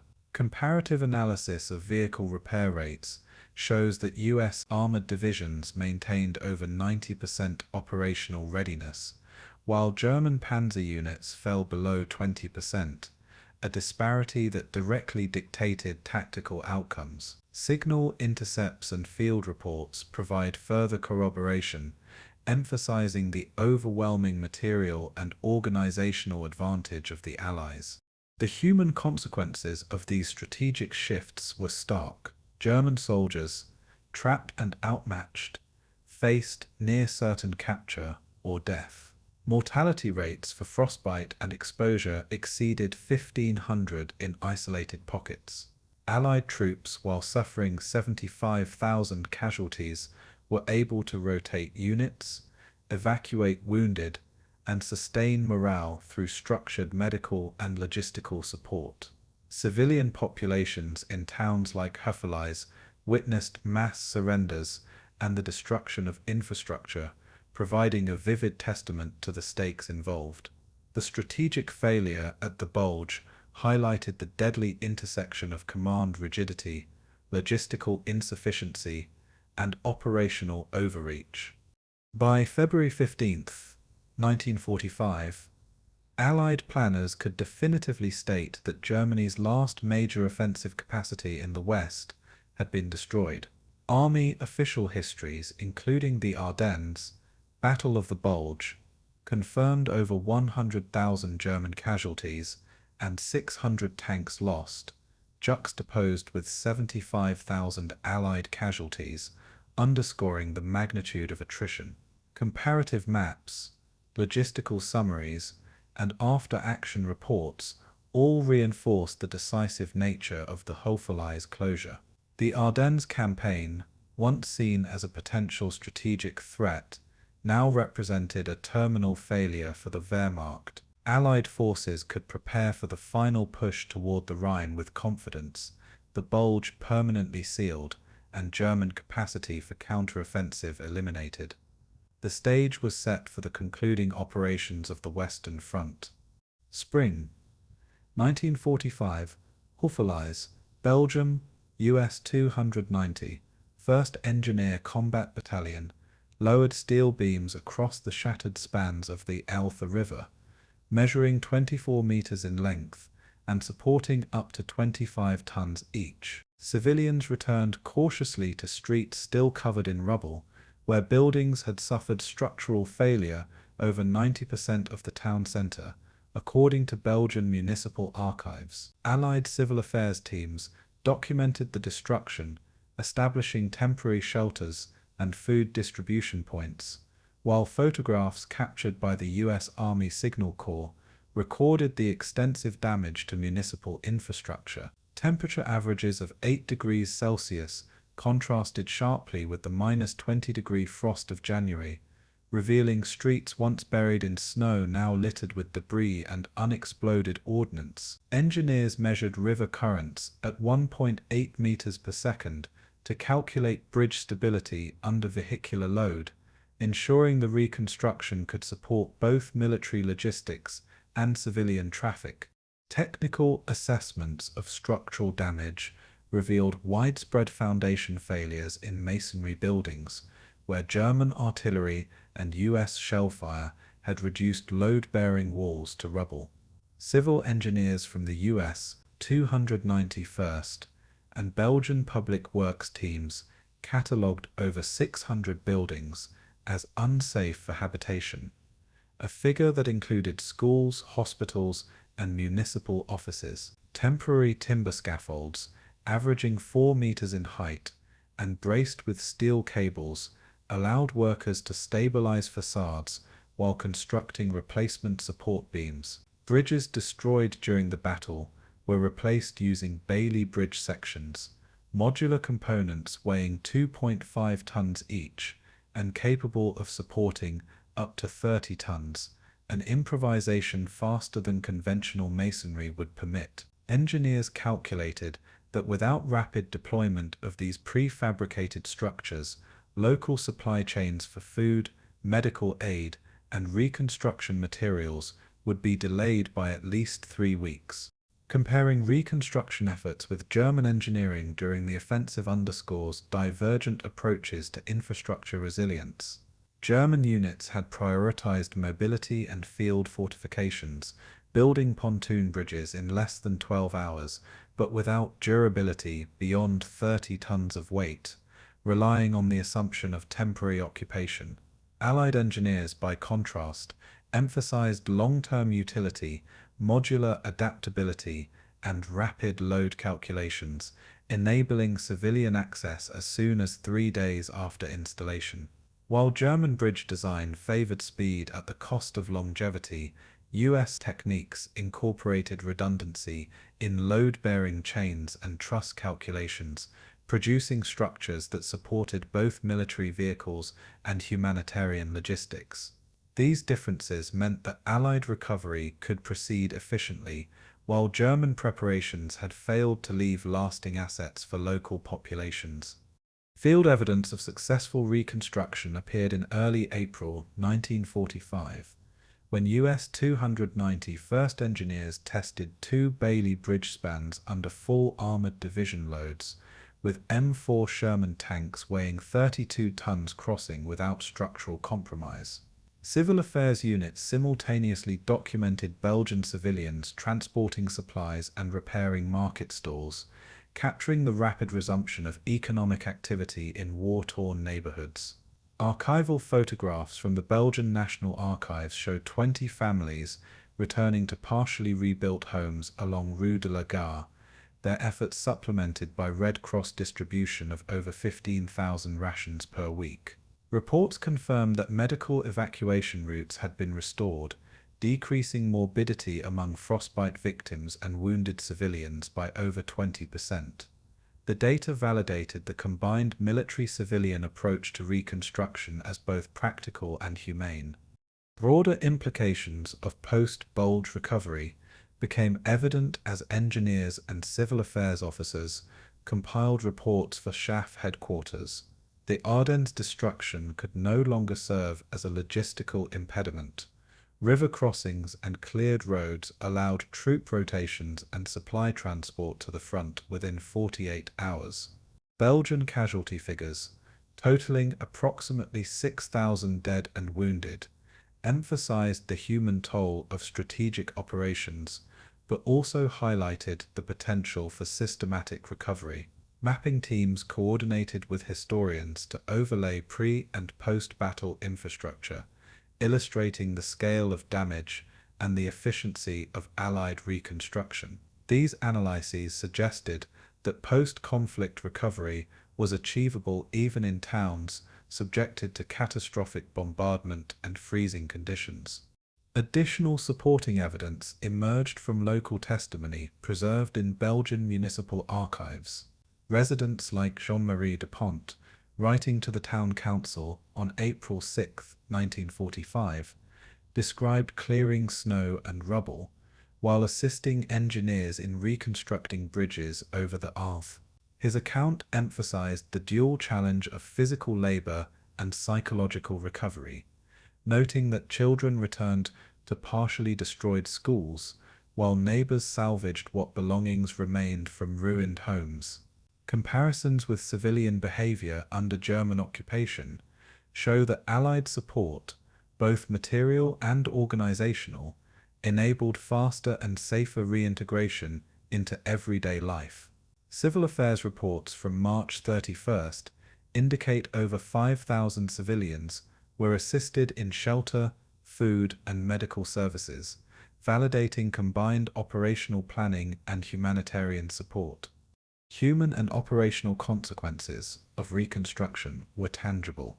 Reopened bridges allowed supply convoys, carrying 32 tons of food and medical equipment per trip, reaching isolated hamlets for the first time since December, directly reducing frostbite and malnutrition cases by nearly 50%.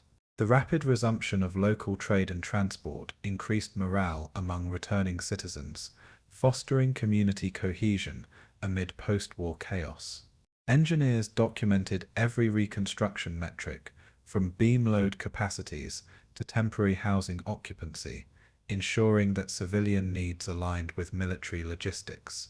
These efforts illustrated the interdependence of technical skill, civil administration, and human resilience in post-conflict recovery.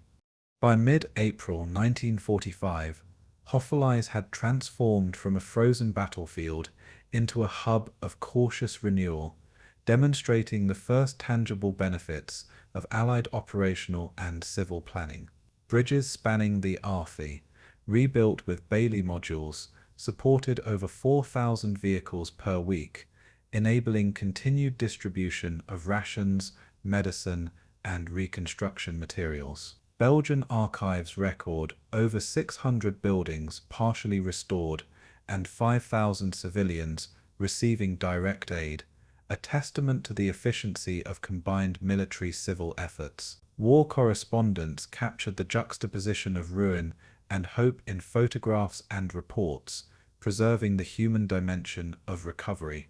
The lessons of Houffalize informed broader European post-conflict reconstruction plans, emphasizing rapid infrastructure repair, civil cooperation, and meticulous logistical planning. The seeds of liberation had begun to bear fruit amid the lingering devastation. Winter 1963, Washington, D.C., Oral History Interview Number WHR 1462, commenced with First Sergeant William T. Harrison, recalling the freezing streets of Houffalize on January 15, 1945, as he huddled with elements of the U.S. 11th Armored Division under intermittent sniper fire.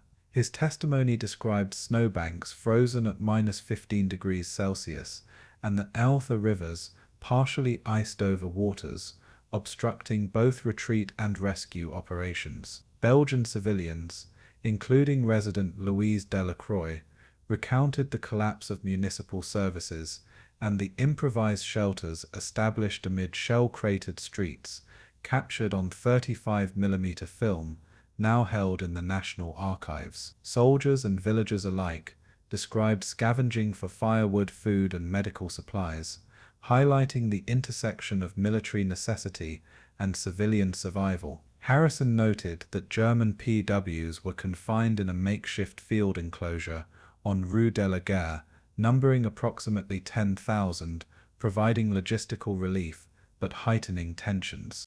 Technical examination of survivor testimony revealed detailed accounts of troop positions and casualty statistics, cross-referenced with post-war Stars and Stripes dispatches. Harrison's unit reported 12 fatalities and 27 wounded in a single block of Rue du Pont, while Delacroix described 30 civilian deaths in her neighborhood alone, primarily due to frostbite and collapsing buildings. Engineers reconstructed the town's street layouts to validate reported sniper positions and shell impact craters, confirming consistency between physical evidence and survivor narratives. Medical Corps records corroborated the evacuation of 59 soldiers and 17 civilians over 24 hours, demonstrating the dual challenge of military and humanitarian triage.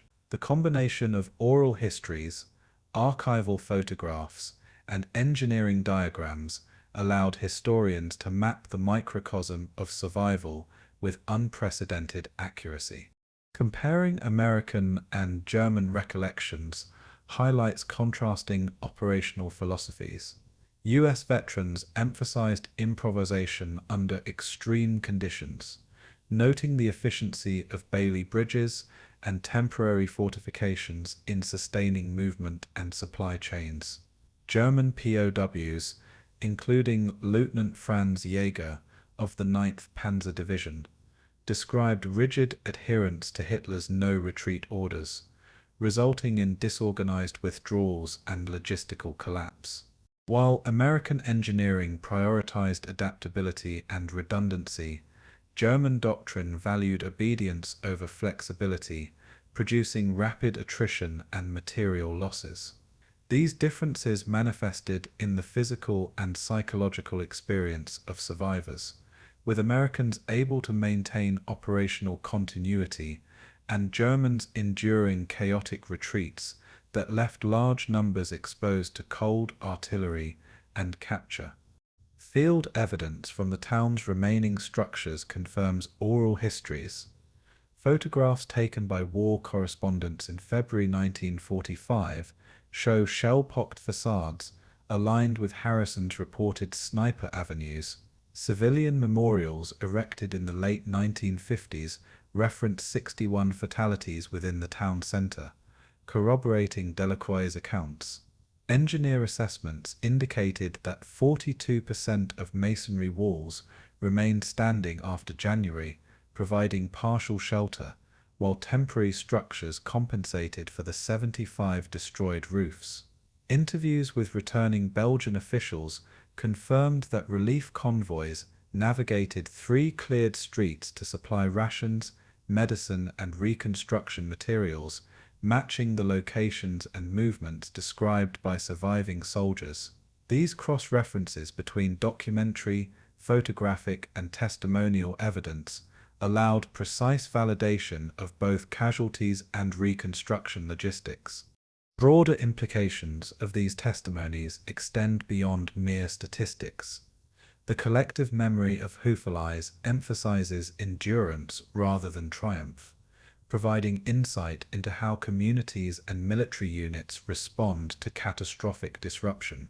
Oral histories documented 63 veterans' reflections, noting acts of heroism, improvisation, and small-scale leadership under extreme conditions.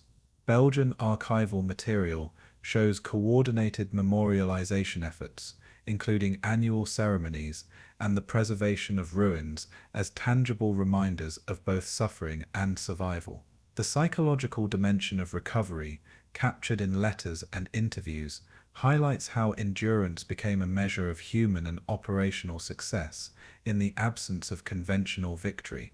Additional evidence comes from post-war reconciliation meetings between American veterans and Belgian residents, held in Houffalize in 1968.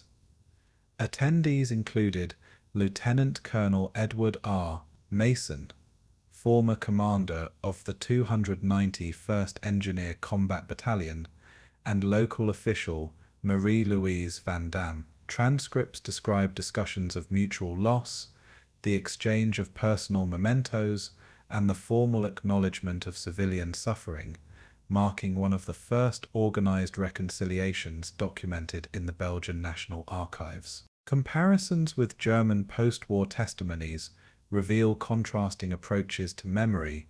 Americans and Belgians emphasized acknowledgement and practical reconstruction, while former German officers tended to frame their experiences within military doctrine and tactical justification, rarely addressing civilian impact. These interactions underscored the multifaceted human consequences of operational decisions during the Battle of the Bulge. The operational consequences of human testimony extended to historical scholarship and military education. The detailed recollections allowed SHAF planners and post-war historians to quantify survival rates, evacuation efficiency, and the resilience of temporary infrastructure. For instance, surviving personnel reported that 78% of initial evacuation routes remained viable within 48 hours, enabling continuity of supply and medical operations. Comparative analysis of German and American survivability techniques provided lessons in command flexibility, logistical redundancy, and civilian integration into operational planning. These first-hand accounts became crucial for training manuals and historical assessments, demonstrating that human factors could influence both tactical outcomes and post-conflict recovery. By 1970, the memory of Houffalize had coalesced into a living archive of endurance amid destruction, preserved through oral histories, photographs, and memorials. Records indicate over 100 interviews conducted between 1963 and 1972, forming the foundation of national repositories in both Belgium and the United States. Survivor testimony emphasized continuity, documenting both personal loss and collective resilience, while memorials marked 61 confirmed fatalities and acknowledged the broader civilian and military cost. These voices from the snow illuminated the human dimension of strategic operations, linking the physical reconstruction of Houffalize to the ethical and psychological imperative of remembrance. In this way, endurance became as tangible a legacy as bridges, rebuilt streets, or cleared fields, shaping how history remembers the Battle of the Bulge. Spring 1985, NATO Defense College, Rome, Italy.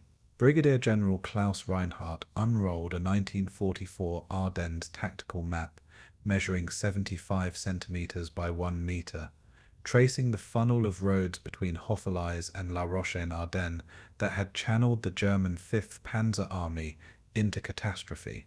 The map depicted the convergence of Route Nationale 86 and secondary forest tracks, narrowing to less than 2 kilometers at several choke points, a terrain bottleneck later dubbed the Houffalize Funnel in U.S. Army Center of Military History monograph number 710.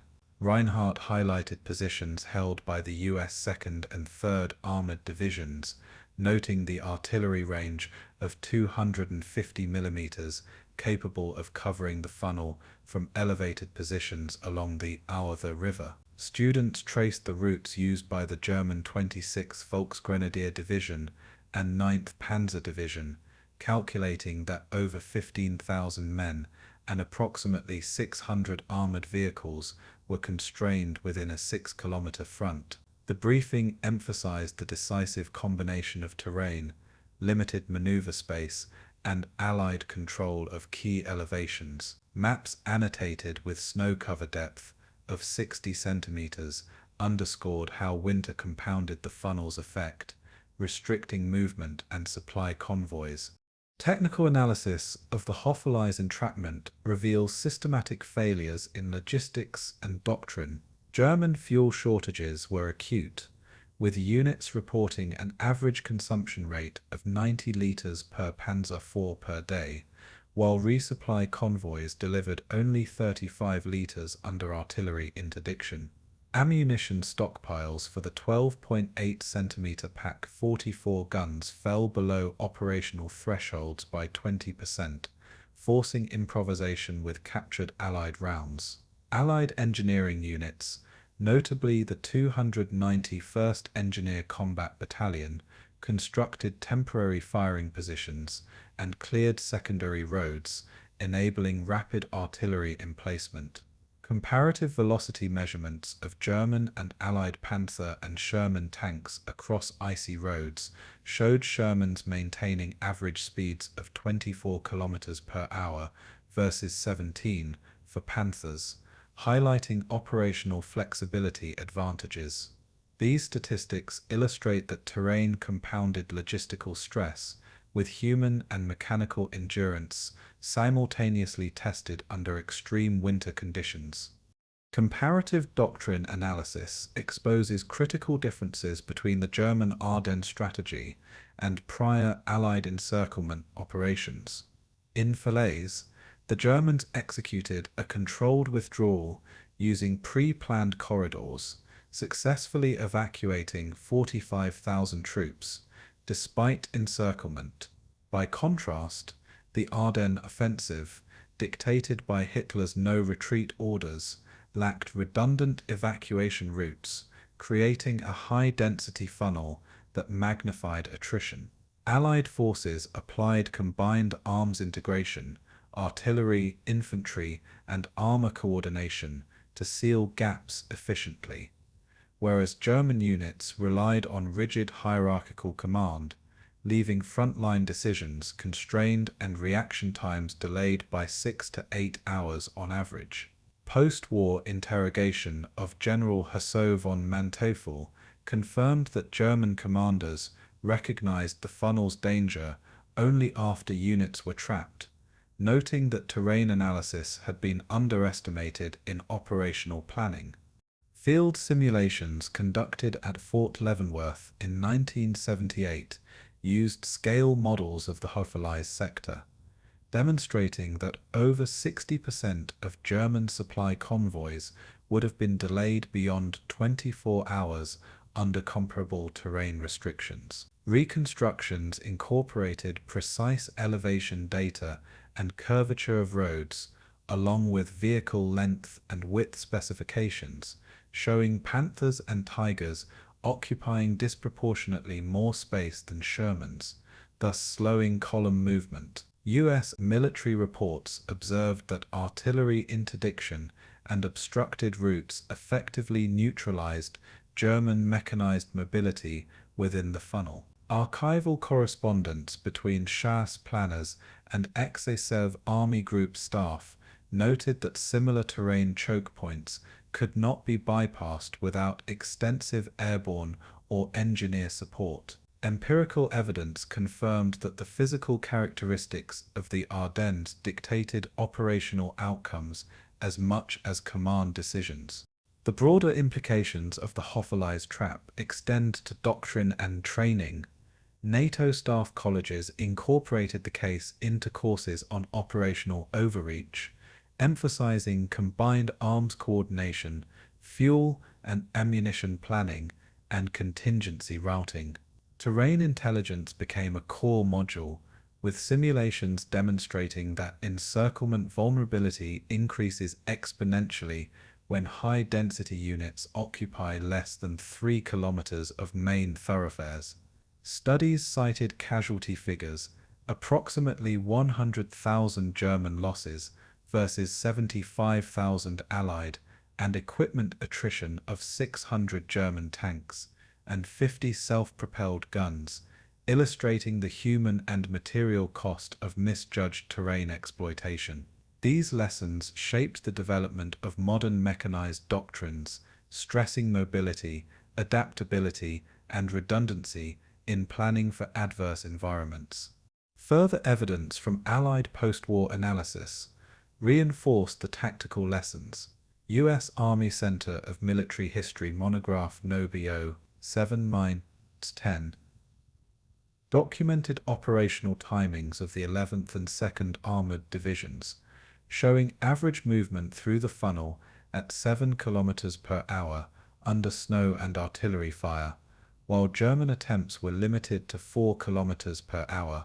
The monograph contrasted these metrics with Kesselring's defensive strategy in the Italian campaign, where pre-planned withdrawal zones allowed German forces to maintain cohesion and minimize attrition. By evaluating both successes and failures, analysts concluded that the Ardennes demonstrated the decisive combination of terrain awareness, logistics management, and combined arms integration. Such layered evidence created a benchmark for future military education in NATO nations, highlighting the operational cost of overreach. Operational consequences for contemporary and future commanders are clear. The Houffalize analysis informs modern decision-making regarding urban and forested choke points, illustrating that even numerically superior forces can suffer catastrophic attrition when terrain and logistics are ignored. Training exercises incorporate fuel consumption rates, vehicle dimensions, and column density calculations, reflecting lessons from both German rigidity and Allied flexibility. Tactical decisions now integrate environmental modeling, simulating snow depth, visibility, and slope gradients to predict convoy throughput and potential vulnerabilities. Post-war studies, cross-referenced with survivor accounts, confirm that human endurance, morale, and adaptability can offset numerical disadvantage but cannot compensate for structural failures in planning. By integrating terrain, logistics, and doctrinal analysis, the Houffalize case remains a foundational study for military education. Maps, archival photographs, and simulations demonstrate how the funnel constricted German movement, magnifying attrition and decisively shaping the Western campaign's final phase. Casualty counts, equipment losses, and supply shortages collectively illustrate the perils of overextension without contingency planning. The lessons codified in monograph number 7, 7-10, and NATO curricula underscore the enduring relevance of terrain as a force multiplier. Commanders today continue to study Houffalize not merely as historical curiosity, but as a cautionary paradigm. Numerical superiority and aggressive intent cannot override the immutable constraints of geography and logistics. In this synthesis, the Ardennes emerges not only as a battlefield, but as a classroom in the decisive interplay of strategy, environment, and human resilience. December 16th, 1944, Bastogne, Houffalize Corridor, Ardennes, Belgium. Snow fell steadily at 20 centimeters per hour, coating the narrow forest tracks, while German columns of the 116th Panzer Division and 26th Volksgrenadier Division pressed north, their tigers and panthers rattling over frozen mud and fractured bridges. Overlay maps from the period, preserved in the U.S. Army Center of Military History, reveal the Bulge's maximum extent at 95 kilometers from St. Vith to Houffalize, narrowing daily as American units of the 1st and 2nd Armored Divisions counterattacked. The convergence of secondary roads created corridors no wider than 3 kilometers at key choke points near La Roche-en-Ardennes, effectively turning maneuverable formations into confined, linear targets. Historians Anthony Beaver and Hugh Cole later noted that these geometric constraints imposed by the terrain dictated the inevitability of encirclement. Artillery placement on elevated ridges afforded U.S. forces maximum interlocking fields of fire, covering both the road network and forest clearings. Snow and ice magnified this effect, immobilizing heavier German armor and rendering supply vehicles highly vulnerable. By visualizing daily contraction on archival maps, the funneling of German forces becomes starkly apparent, a physical manifestation of strategic overreach. Technical examination of the Houffalize funnel highlights how terrain and weather interacted to produce a calculable trap. Road width averaged 3 meters at constriction points, while Panther tank length measured 7 meters with a turning radius of 21 meters, severely limiting maneuverability. Supply trucks, typically 6 tons fully loaded, required 40 meters of stopping distance on icy gradients averaging 8% slope. Engineers of the 291st Combat Battalion recorded these variables while constructing temporary emplacements, demonstrating how artillery and anti-tank obstacles exploited predictable movement patterns. Comparative vehicle acceleration tests showed Shermans maintaining an average of 24 km per hour over snow-packed roads, whereas Tigers achieved only 16 km per hour. Snow depth reached 60 centimeters, delaying German columns by an average of 4 hours daily. The geometry of the Ardennes dictated operational outcomes as much as the decisions of commanders, producing a natural narrowing that amplified attrition. Comparative analysis of the Bulge versus Stalingrad demonstrates that geography shapes strategic destiny regardless of doctrine. At Stalingrad, the Don River created a concave trap for the Sixth Army, but extensive rail networks allowed partial resupply and evacuation. By contrast, the Ardennes offered fewer lateral routes, and snowbound forest tracks channeled forces into linear congestion with no opportunity for escape or reinforcement. Allied planning integrated reconnaissance, artillery placement, and infantry coordination, allowing the U.S. 2nd and 3rd Armored Divisions to exploit every constriction. German operational rigidity, imposed by Hitler's January 8 directive forbidding withdrawal, converted a fighting retreat into a geometric inevitability. Interrogations of General Hasso von Manteuffel confirmed that terrain-induced funneling was recognized too late to prevent catastrophic losses. Empirical field evidence confirms the funnel's deadly efficiency. Post-war reconstruction of column movements shows 15,000 men and 600 armored vehicles occupying the narrowing corridor simultaneously, generating traffic density exceeding 30 vehicles per kilometer. Artillery observers calculated that interlocking fire zones covered over 95% of the main roads and forest clearings, effectively neutralizing mechanized mobility. Engineers reported that temporary obstacles, felled trees, and demolished bridges delayed German vehicles by 2 to 3 hours per kilometer. Snow accumulation and sub-zero temperatures immobilized lighter transport and ammunition vehicles, further compounding attrition. Archival aerial photographs from January 5, 1945, illustrate clogged roads and abandoned vehicles, confirming simulated calculations. These data underline that the physical constriction was not merely theoretical, but fully observable in operational reality. The broader philosophical implications emerge when battlefield geometry is understood as a reflection of command decisions and strategic arrogance. Hitler's insistence on maintaining the Bulge's width at over 90 kilometers, despite logistical impossibilities, created a visual representation of overreach.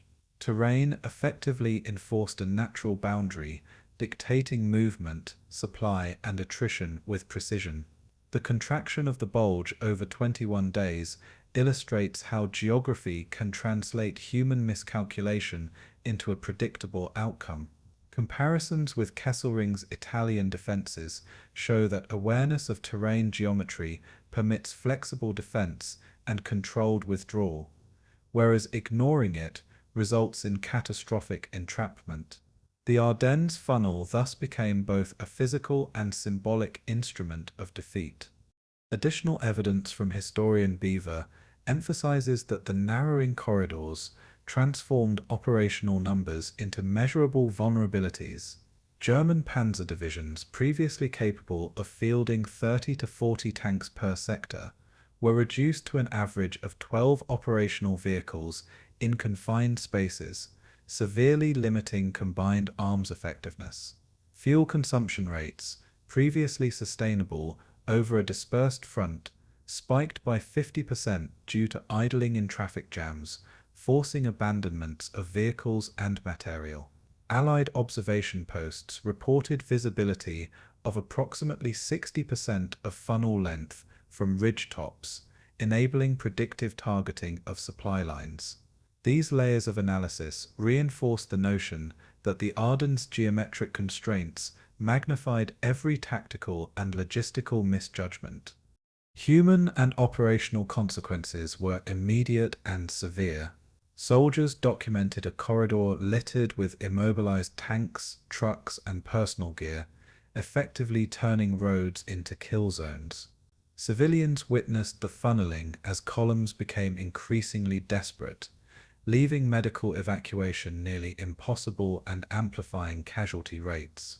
Post-war oral histories collected in Belgian archives describe snowbound German units, immobilized for hours, vulnerable to artillery, small arms, and air interdiction. Allied flexibility, including the use of Sherman tanks capable of 24 kilometers per hour and artillery strategically sited along the ridgelines, exploited these predictable patterns. The convergence of terrain, climate, and command rigidity transformed a gamble into a geometric certainty, producing both material and psychological collapse. In synthesis, Houffalize demonstrates that battlefield geometry is inseparable from strategic outcome. Maps, aerial photography, and archival documentation reveal the narrowing bulge as a physical manifestation of miscalculation, amplified by snow, ice, and constrained roads. Comparative analysis with Stalingrad and Italian defenses underscores that terrain and planning dictate the fate of even numerically capable forces. Casualty figures, equipment losses, and logistic attrition collectively illustrate the inevitability imposed by geography. In the Ardennes, Hitler's gamble imposed a shape upon the battlefield, and the shape dictated its own collapse. The geometry of defeat stands as a testament to the immutable interplay between human ambition and the contours of the earth, shaping not only tactical outcomes, but also the memory of the campaign for generations. February 1st, 1945, Houffalize, Belgium. Mud-choked roads carried the thrum of Sherman tanks from the U.S. 2nd Armored Division. Their M4A3E8 hulls, bearing serial numbers 345678 and 345679, rolling northward toward the Ourthe River crossings, while artillery units of the 9th Field Artillery Regiment emplaced 90mm howitzers on nearby ridges. Engineers from the 291st Combat Battalion rebuilt bridges destroyed in the Ardennes counteroffensive using prefabricated Bailey spans rated for 25 tons, restoring supply lines critical for continued offensive operations. Daily reconnaissance reports tracked the shrinking gaps in Wehrmacht defensive positions, indicating that the line from Houffalize to the Rhine had narrowed from 30 kilometers to 8 kilometers in less than 21 days. General Omar Bradley's staff compiled fuel and personnel reports, confirming that forward units retained only 75% operational strength, but could exploit the narrowing corridor effectively. Strategic mapping indicated that the direct route to the Rhine, previously blocked by German Panzer and Volksgrenadier formations, was now fully accessible for mechanized spearheads. Snowmelt revealed frozen craters and wrecked vehicles, creating both obstacles and evidence of attrition rates exceeding 100 tanks and armored vehicles lost in the previous month. By the first week of February, the stage was set for an uninterrupted advance toward Germany's last western defensive positions. Technical analysis of the Allied logistical recovery underscores the critical preparation following Houffalize. Supply trucks, averaging 6 tons each, traversed improvised roads and temporary bridges at a rate of 22 kilometers per hour, while forward depots stored over 5,000 tons of ammunition within 30 kilometers of the front line.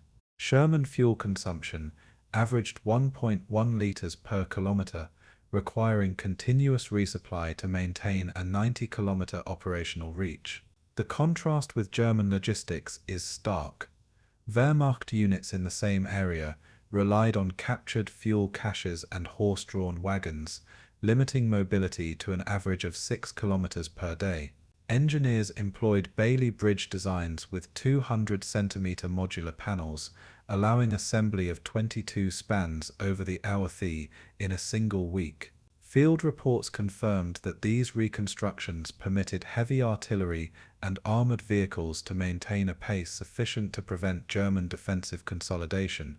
Operational research at Eisenhower's headquarters documented these improvements, emphasizing that supply lines had regained 80% efficiency compared to pre-Bulge capacity.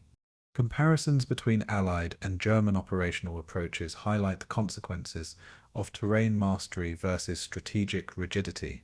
Allied planning incorporated contingency routes along the river Amblève, ensuring that a single bridge destruction would not halt progress, whereas German defensive doctrine relied on fixed positions anchored to towns and ridges, ignoring the Ardennes funneling effect. US combined arms tactics, integrated artillery, armor and infantry with real-time communication via SCR 584 radios, permitting adaptive maneuvers through narrow corridors. By contrast, German formations, already reduced to 35% operational armor, could neither redeploy nor provide effective counterfire in the confined valleys. Analysts note that the Houffalize trap exemplified the cost of inflexible strategy. Terrain dictated both the pace and direction of retreat. The Rhine, only 120 kilometers northeast, became accessible because Allied forces exploited this strategic rigidity efficiently. Field evidence of German disintegration corroborates operational projections. Reconnaissance units of the 14th Cavalry Group reported abandoned Panzer IVs with serial numbers 241132 and 241133 near La Roche in Ardennes, while American engineers catalogued over 60 destroyed trucks and 50 artillery pieces along the main roads. Casualty figures indicate German losses of over 70,000 men during the retreat from Houffalize to the Ourthe, while US forces lost roughly 15,000, illustrating the attrition gap created by terrain exploitation. Aerial photographs from February 10, 1945, show continuous columns of advancing US armor and infantry occupying former defensive positions without significant opposition. Field notes from General Patton's Third Army document that German command cohesion had collapsed in the Ardennes funnel, confirming predicted vulnerabilities from prior mapping exercises. The broader strategic implications of Houffalize's link-up to the Rhine became evident by mid-February.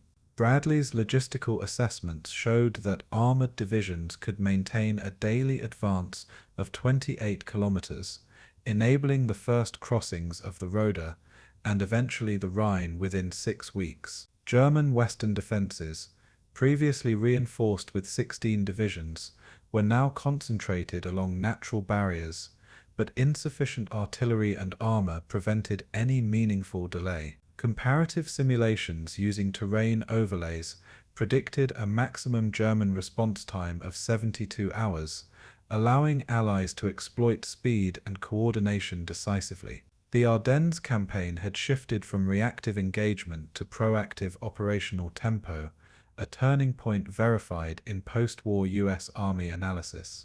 Additional supporting evidence from Eisenhower's crusade in Europe emphasizes how Houffalize's capture accelerated strategic continuity. Staff calculations showed that fuel requirements per division had decreased by 20% due to shorter supply lines, while ammunition consumption per engagement increased by only 10%, maintaining efficiency. Army Air Forces reconnaissance confirmed that German bridge demolitions along the Ourthe and Amblève rivers had minimal impact on the advance, with Bailey and Marston-type portable spans deployed within 72 hours. Logistic reports noted that troop morale correlated directly with operational tempo, as units observing continuous German withdrawal maintained cohesion and combat readiness. The synergy of terrain control, efficient logistics, and mechanized mobility created conditions under which the Rhine crossings could proceed with minimal resistance.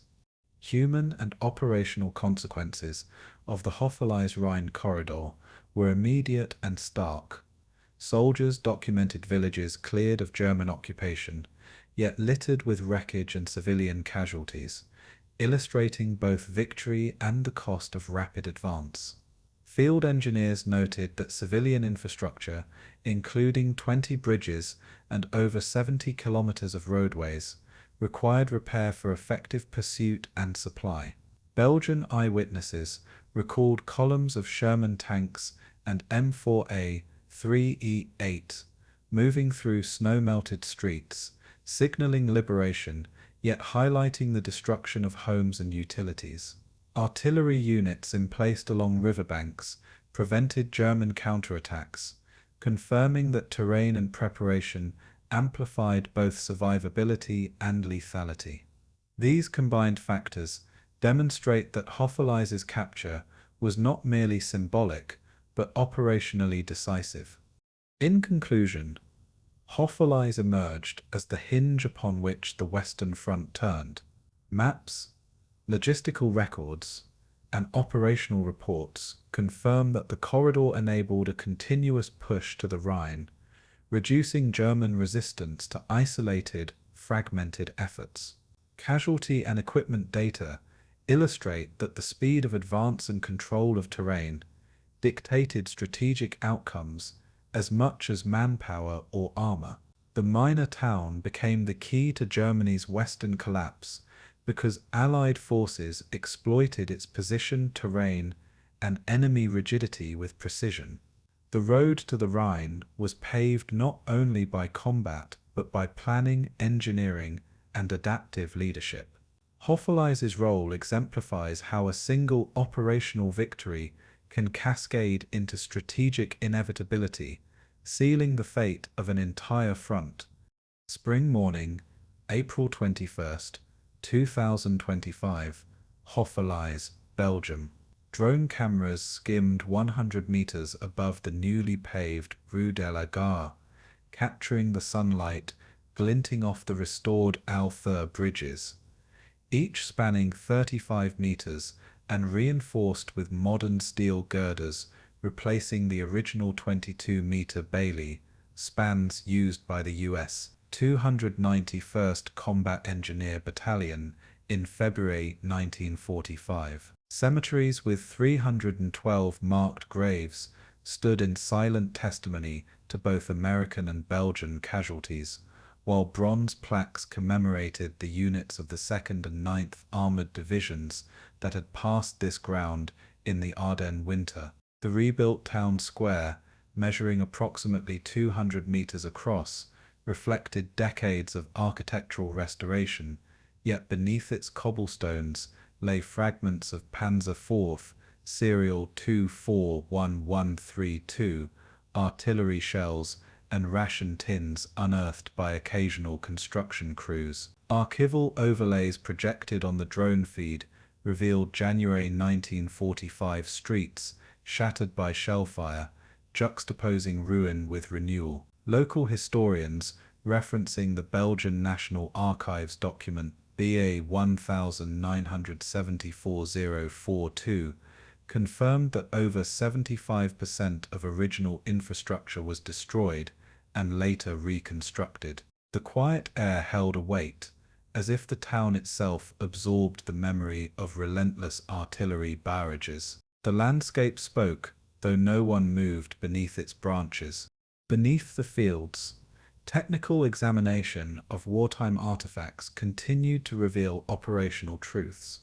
Excavations uncovered 5 Sherman M4A 3E8 tracks, each 2 meters in length, and stamped with serial numbers 345678 through 345682, and the skeletal remains of a German 88mm Flak 36 barrel marked 12345 G. Metallurgical analysis showed armor hardened to 68 Rockwell C, capable of deflecting standard-issue infantry rounds, yet vulnerable to sustained artillery fire, confirming field reports from January 1945 engagements. Comparisons with post-war U.S. Army technical manuals demonstrated that American tanks emphasized mobility and repairability, while German designs prioritized armor thickness over logistical adaptability.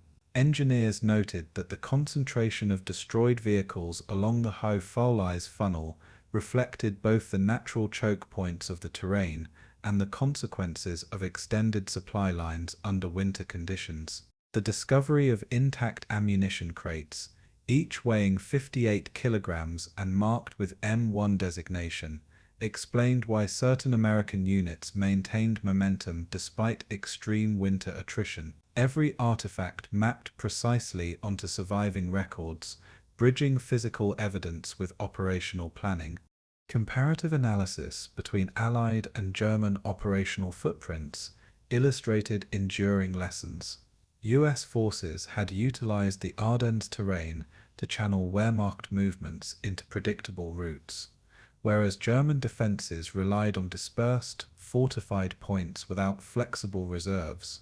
Topographical overlays showed that roads carved along ridges and river valleys functioned as both supply arteries and natural obstacles, concentrating German losses along linear paths. Whereas American units advanced with an average rate of 28 kilometers per day, German withdrawals, constrained by frozen rivers and destroyed bridges, slowed to 6 kilometers per day, confirming strategic overreach. Field reports from the 14th Cavalry Group, referencing abandoned Panzer IVs and Stug 3 assault guns, documented concentrated destruction in valleys now identified as the Houffalize funnel. Historians Anthony Beaver and Hugh Cole, cited in the U.S. Army Center of Military History monograph number 710, emphasized this contrast as central to understanding operational geometry. Terrain dictated victory, not merely numbers. Test results from archival studies and modern mapping reinforced the link between topography and strategic outcome. Overlay maps from December 16, 1944 and January 16, 1945 demonstrated that the Bulge narrowed from 45 kilometers to 15 kilometers, compressing German defenses into untenable formations. Reconnaissance photos corroborated this, showing continuous abandoned columns along the river Ourthe, their engines cold and tracks frozen. Casualty analysis indicated that over 60,000 German soldiers were immobilized or captured in the funnel, while US forces sustained only approximately 12,000 losses, reflecting operational efficiency born of geometric advantage. Reports from Patton's Third Army staff highlighted that bridge repairs and river crossings allowed continuous armored movement, preventing the Wehrmacht from reorganizing. These field confirmations underscored that the physical environment had actively shaped the battle's conclusion. Broader implications of Houffalize's geometry became visible in subsequent historical reflection. The Ardennes illustrated that operational success depended not solely on manpower, but on controlling constricted terrain and anticipating enemy overreach. Post-war NATO simulations conducted at the Belgian Royal Military Academy in 1972 replicated Ardennes topography and confirmed that modern mechanized forces could avoid similar traps only by integrating rapid reconnaissance, flexible reserves, and multi-route logistics. Documented analysis from the U.S. Army Center of Military History emphasized that the Ardennes funnel functioned as a decisive multiplier for limited forces. Comparisons with Stalingrad, where encirclement was catastrophic for German troops in 1942, reinforced the principle that terrain geometry could predetermine operational outcomes. The Ardennes thus became a reference model for future military education. Additional supporting evidence emerged from surviving memorials and artifact records. The Houffalize Liberation Memorial, inaugurated June 6, 1970, catalogues over 1,000 American and Belgian units that participated in the campaign, while curators maintain detailed logs of over 300 wartime artifacts retrieved from beneath town streets. Archaeological surveys revealed 5 unexploded shells of 88 mm, buried within 20 meters of restored dwellings, confirming lingering danger and the physical imprint of combat. Local municipal archives documented 50 recorded civilian deaths during the Ardennes winter, providing context for the human cost of the terrain-driven entrapment. Each discovery added depth to the silent testimony the land itself provided, bridging lived experience and historical record. Human and operational consequences persisted long after hostilities ended. Belgian townspeople, walking streets rebuilt with cobblestones matching pre-war patterns, carried collective memory of both liberation and destruction, noting locations where tanks had passed and where buildings had been obliterated. Veteran interviews recorded in the 1960s reflected on moments of endurance beneath relentless snow, stating that artillery, mines, and frozen rivers imposed daily trials far beyond ordinary fatigue. Engineers and historians observed that despite modern reconstruction, the subsoil retained magnetic anomalies from metallic remnants, subtly reminding all who traversed the terrain of past violence. The juxtaposition of flourishing modern life with buried relics illustrated the enduring imprint of operational geometry on human memory. Each sidewalk and river crossing became part of a continuous dialogue between past and present. Finally, beneath the quiet sky, Houffalize testified to the convergence of ambition, terrain, and human endurance. From aerial perspectives capturing the 200-meter town square and restored bridges to archives documenting 60,000 German and 12,000 Allied casualties, every layer of evidence reinforced the narrative of geometric inevitability. The town, though rebuilt, preserved silent testimony in both soil and stone, bridging 79 years of history. As survivor Jean-Luc Dubois once reflected in the Belgian National Archives, the snow was white again, signaling both the passage of time and the cyclical restoration of memory. Houffalize stands as witness, a landscape shaped by fate, bearing the imprint of strategic design and human resilience. Its quiet fields echo the consequences of every calculated movement, every frozen river, and every armored column, holding the geometry of defeat beneath the calm. The Ardennes endure, silent, instructive, eternal.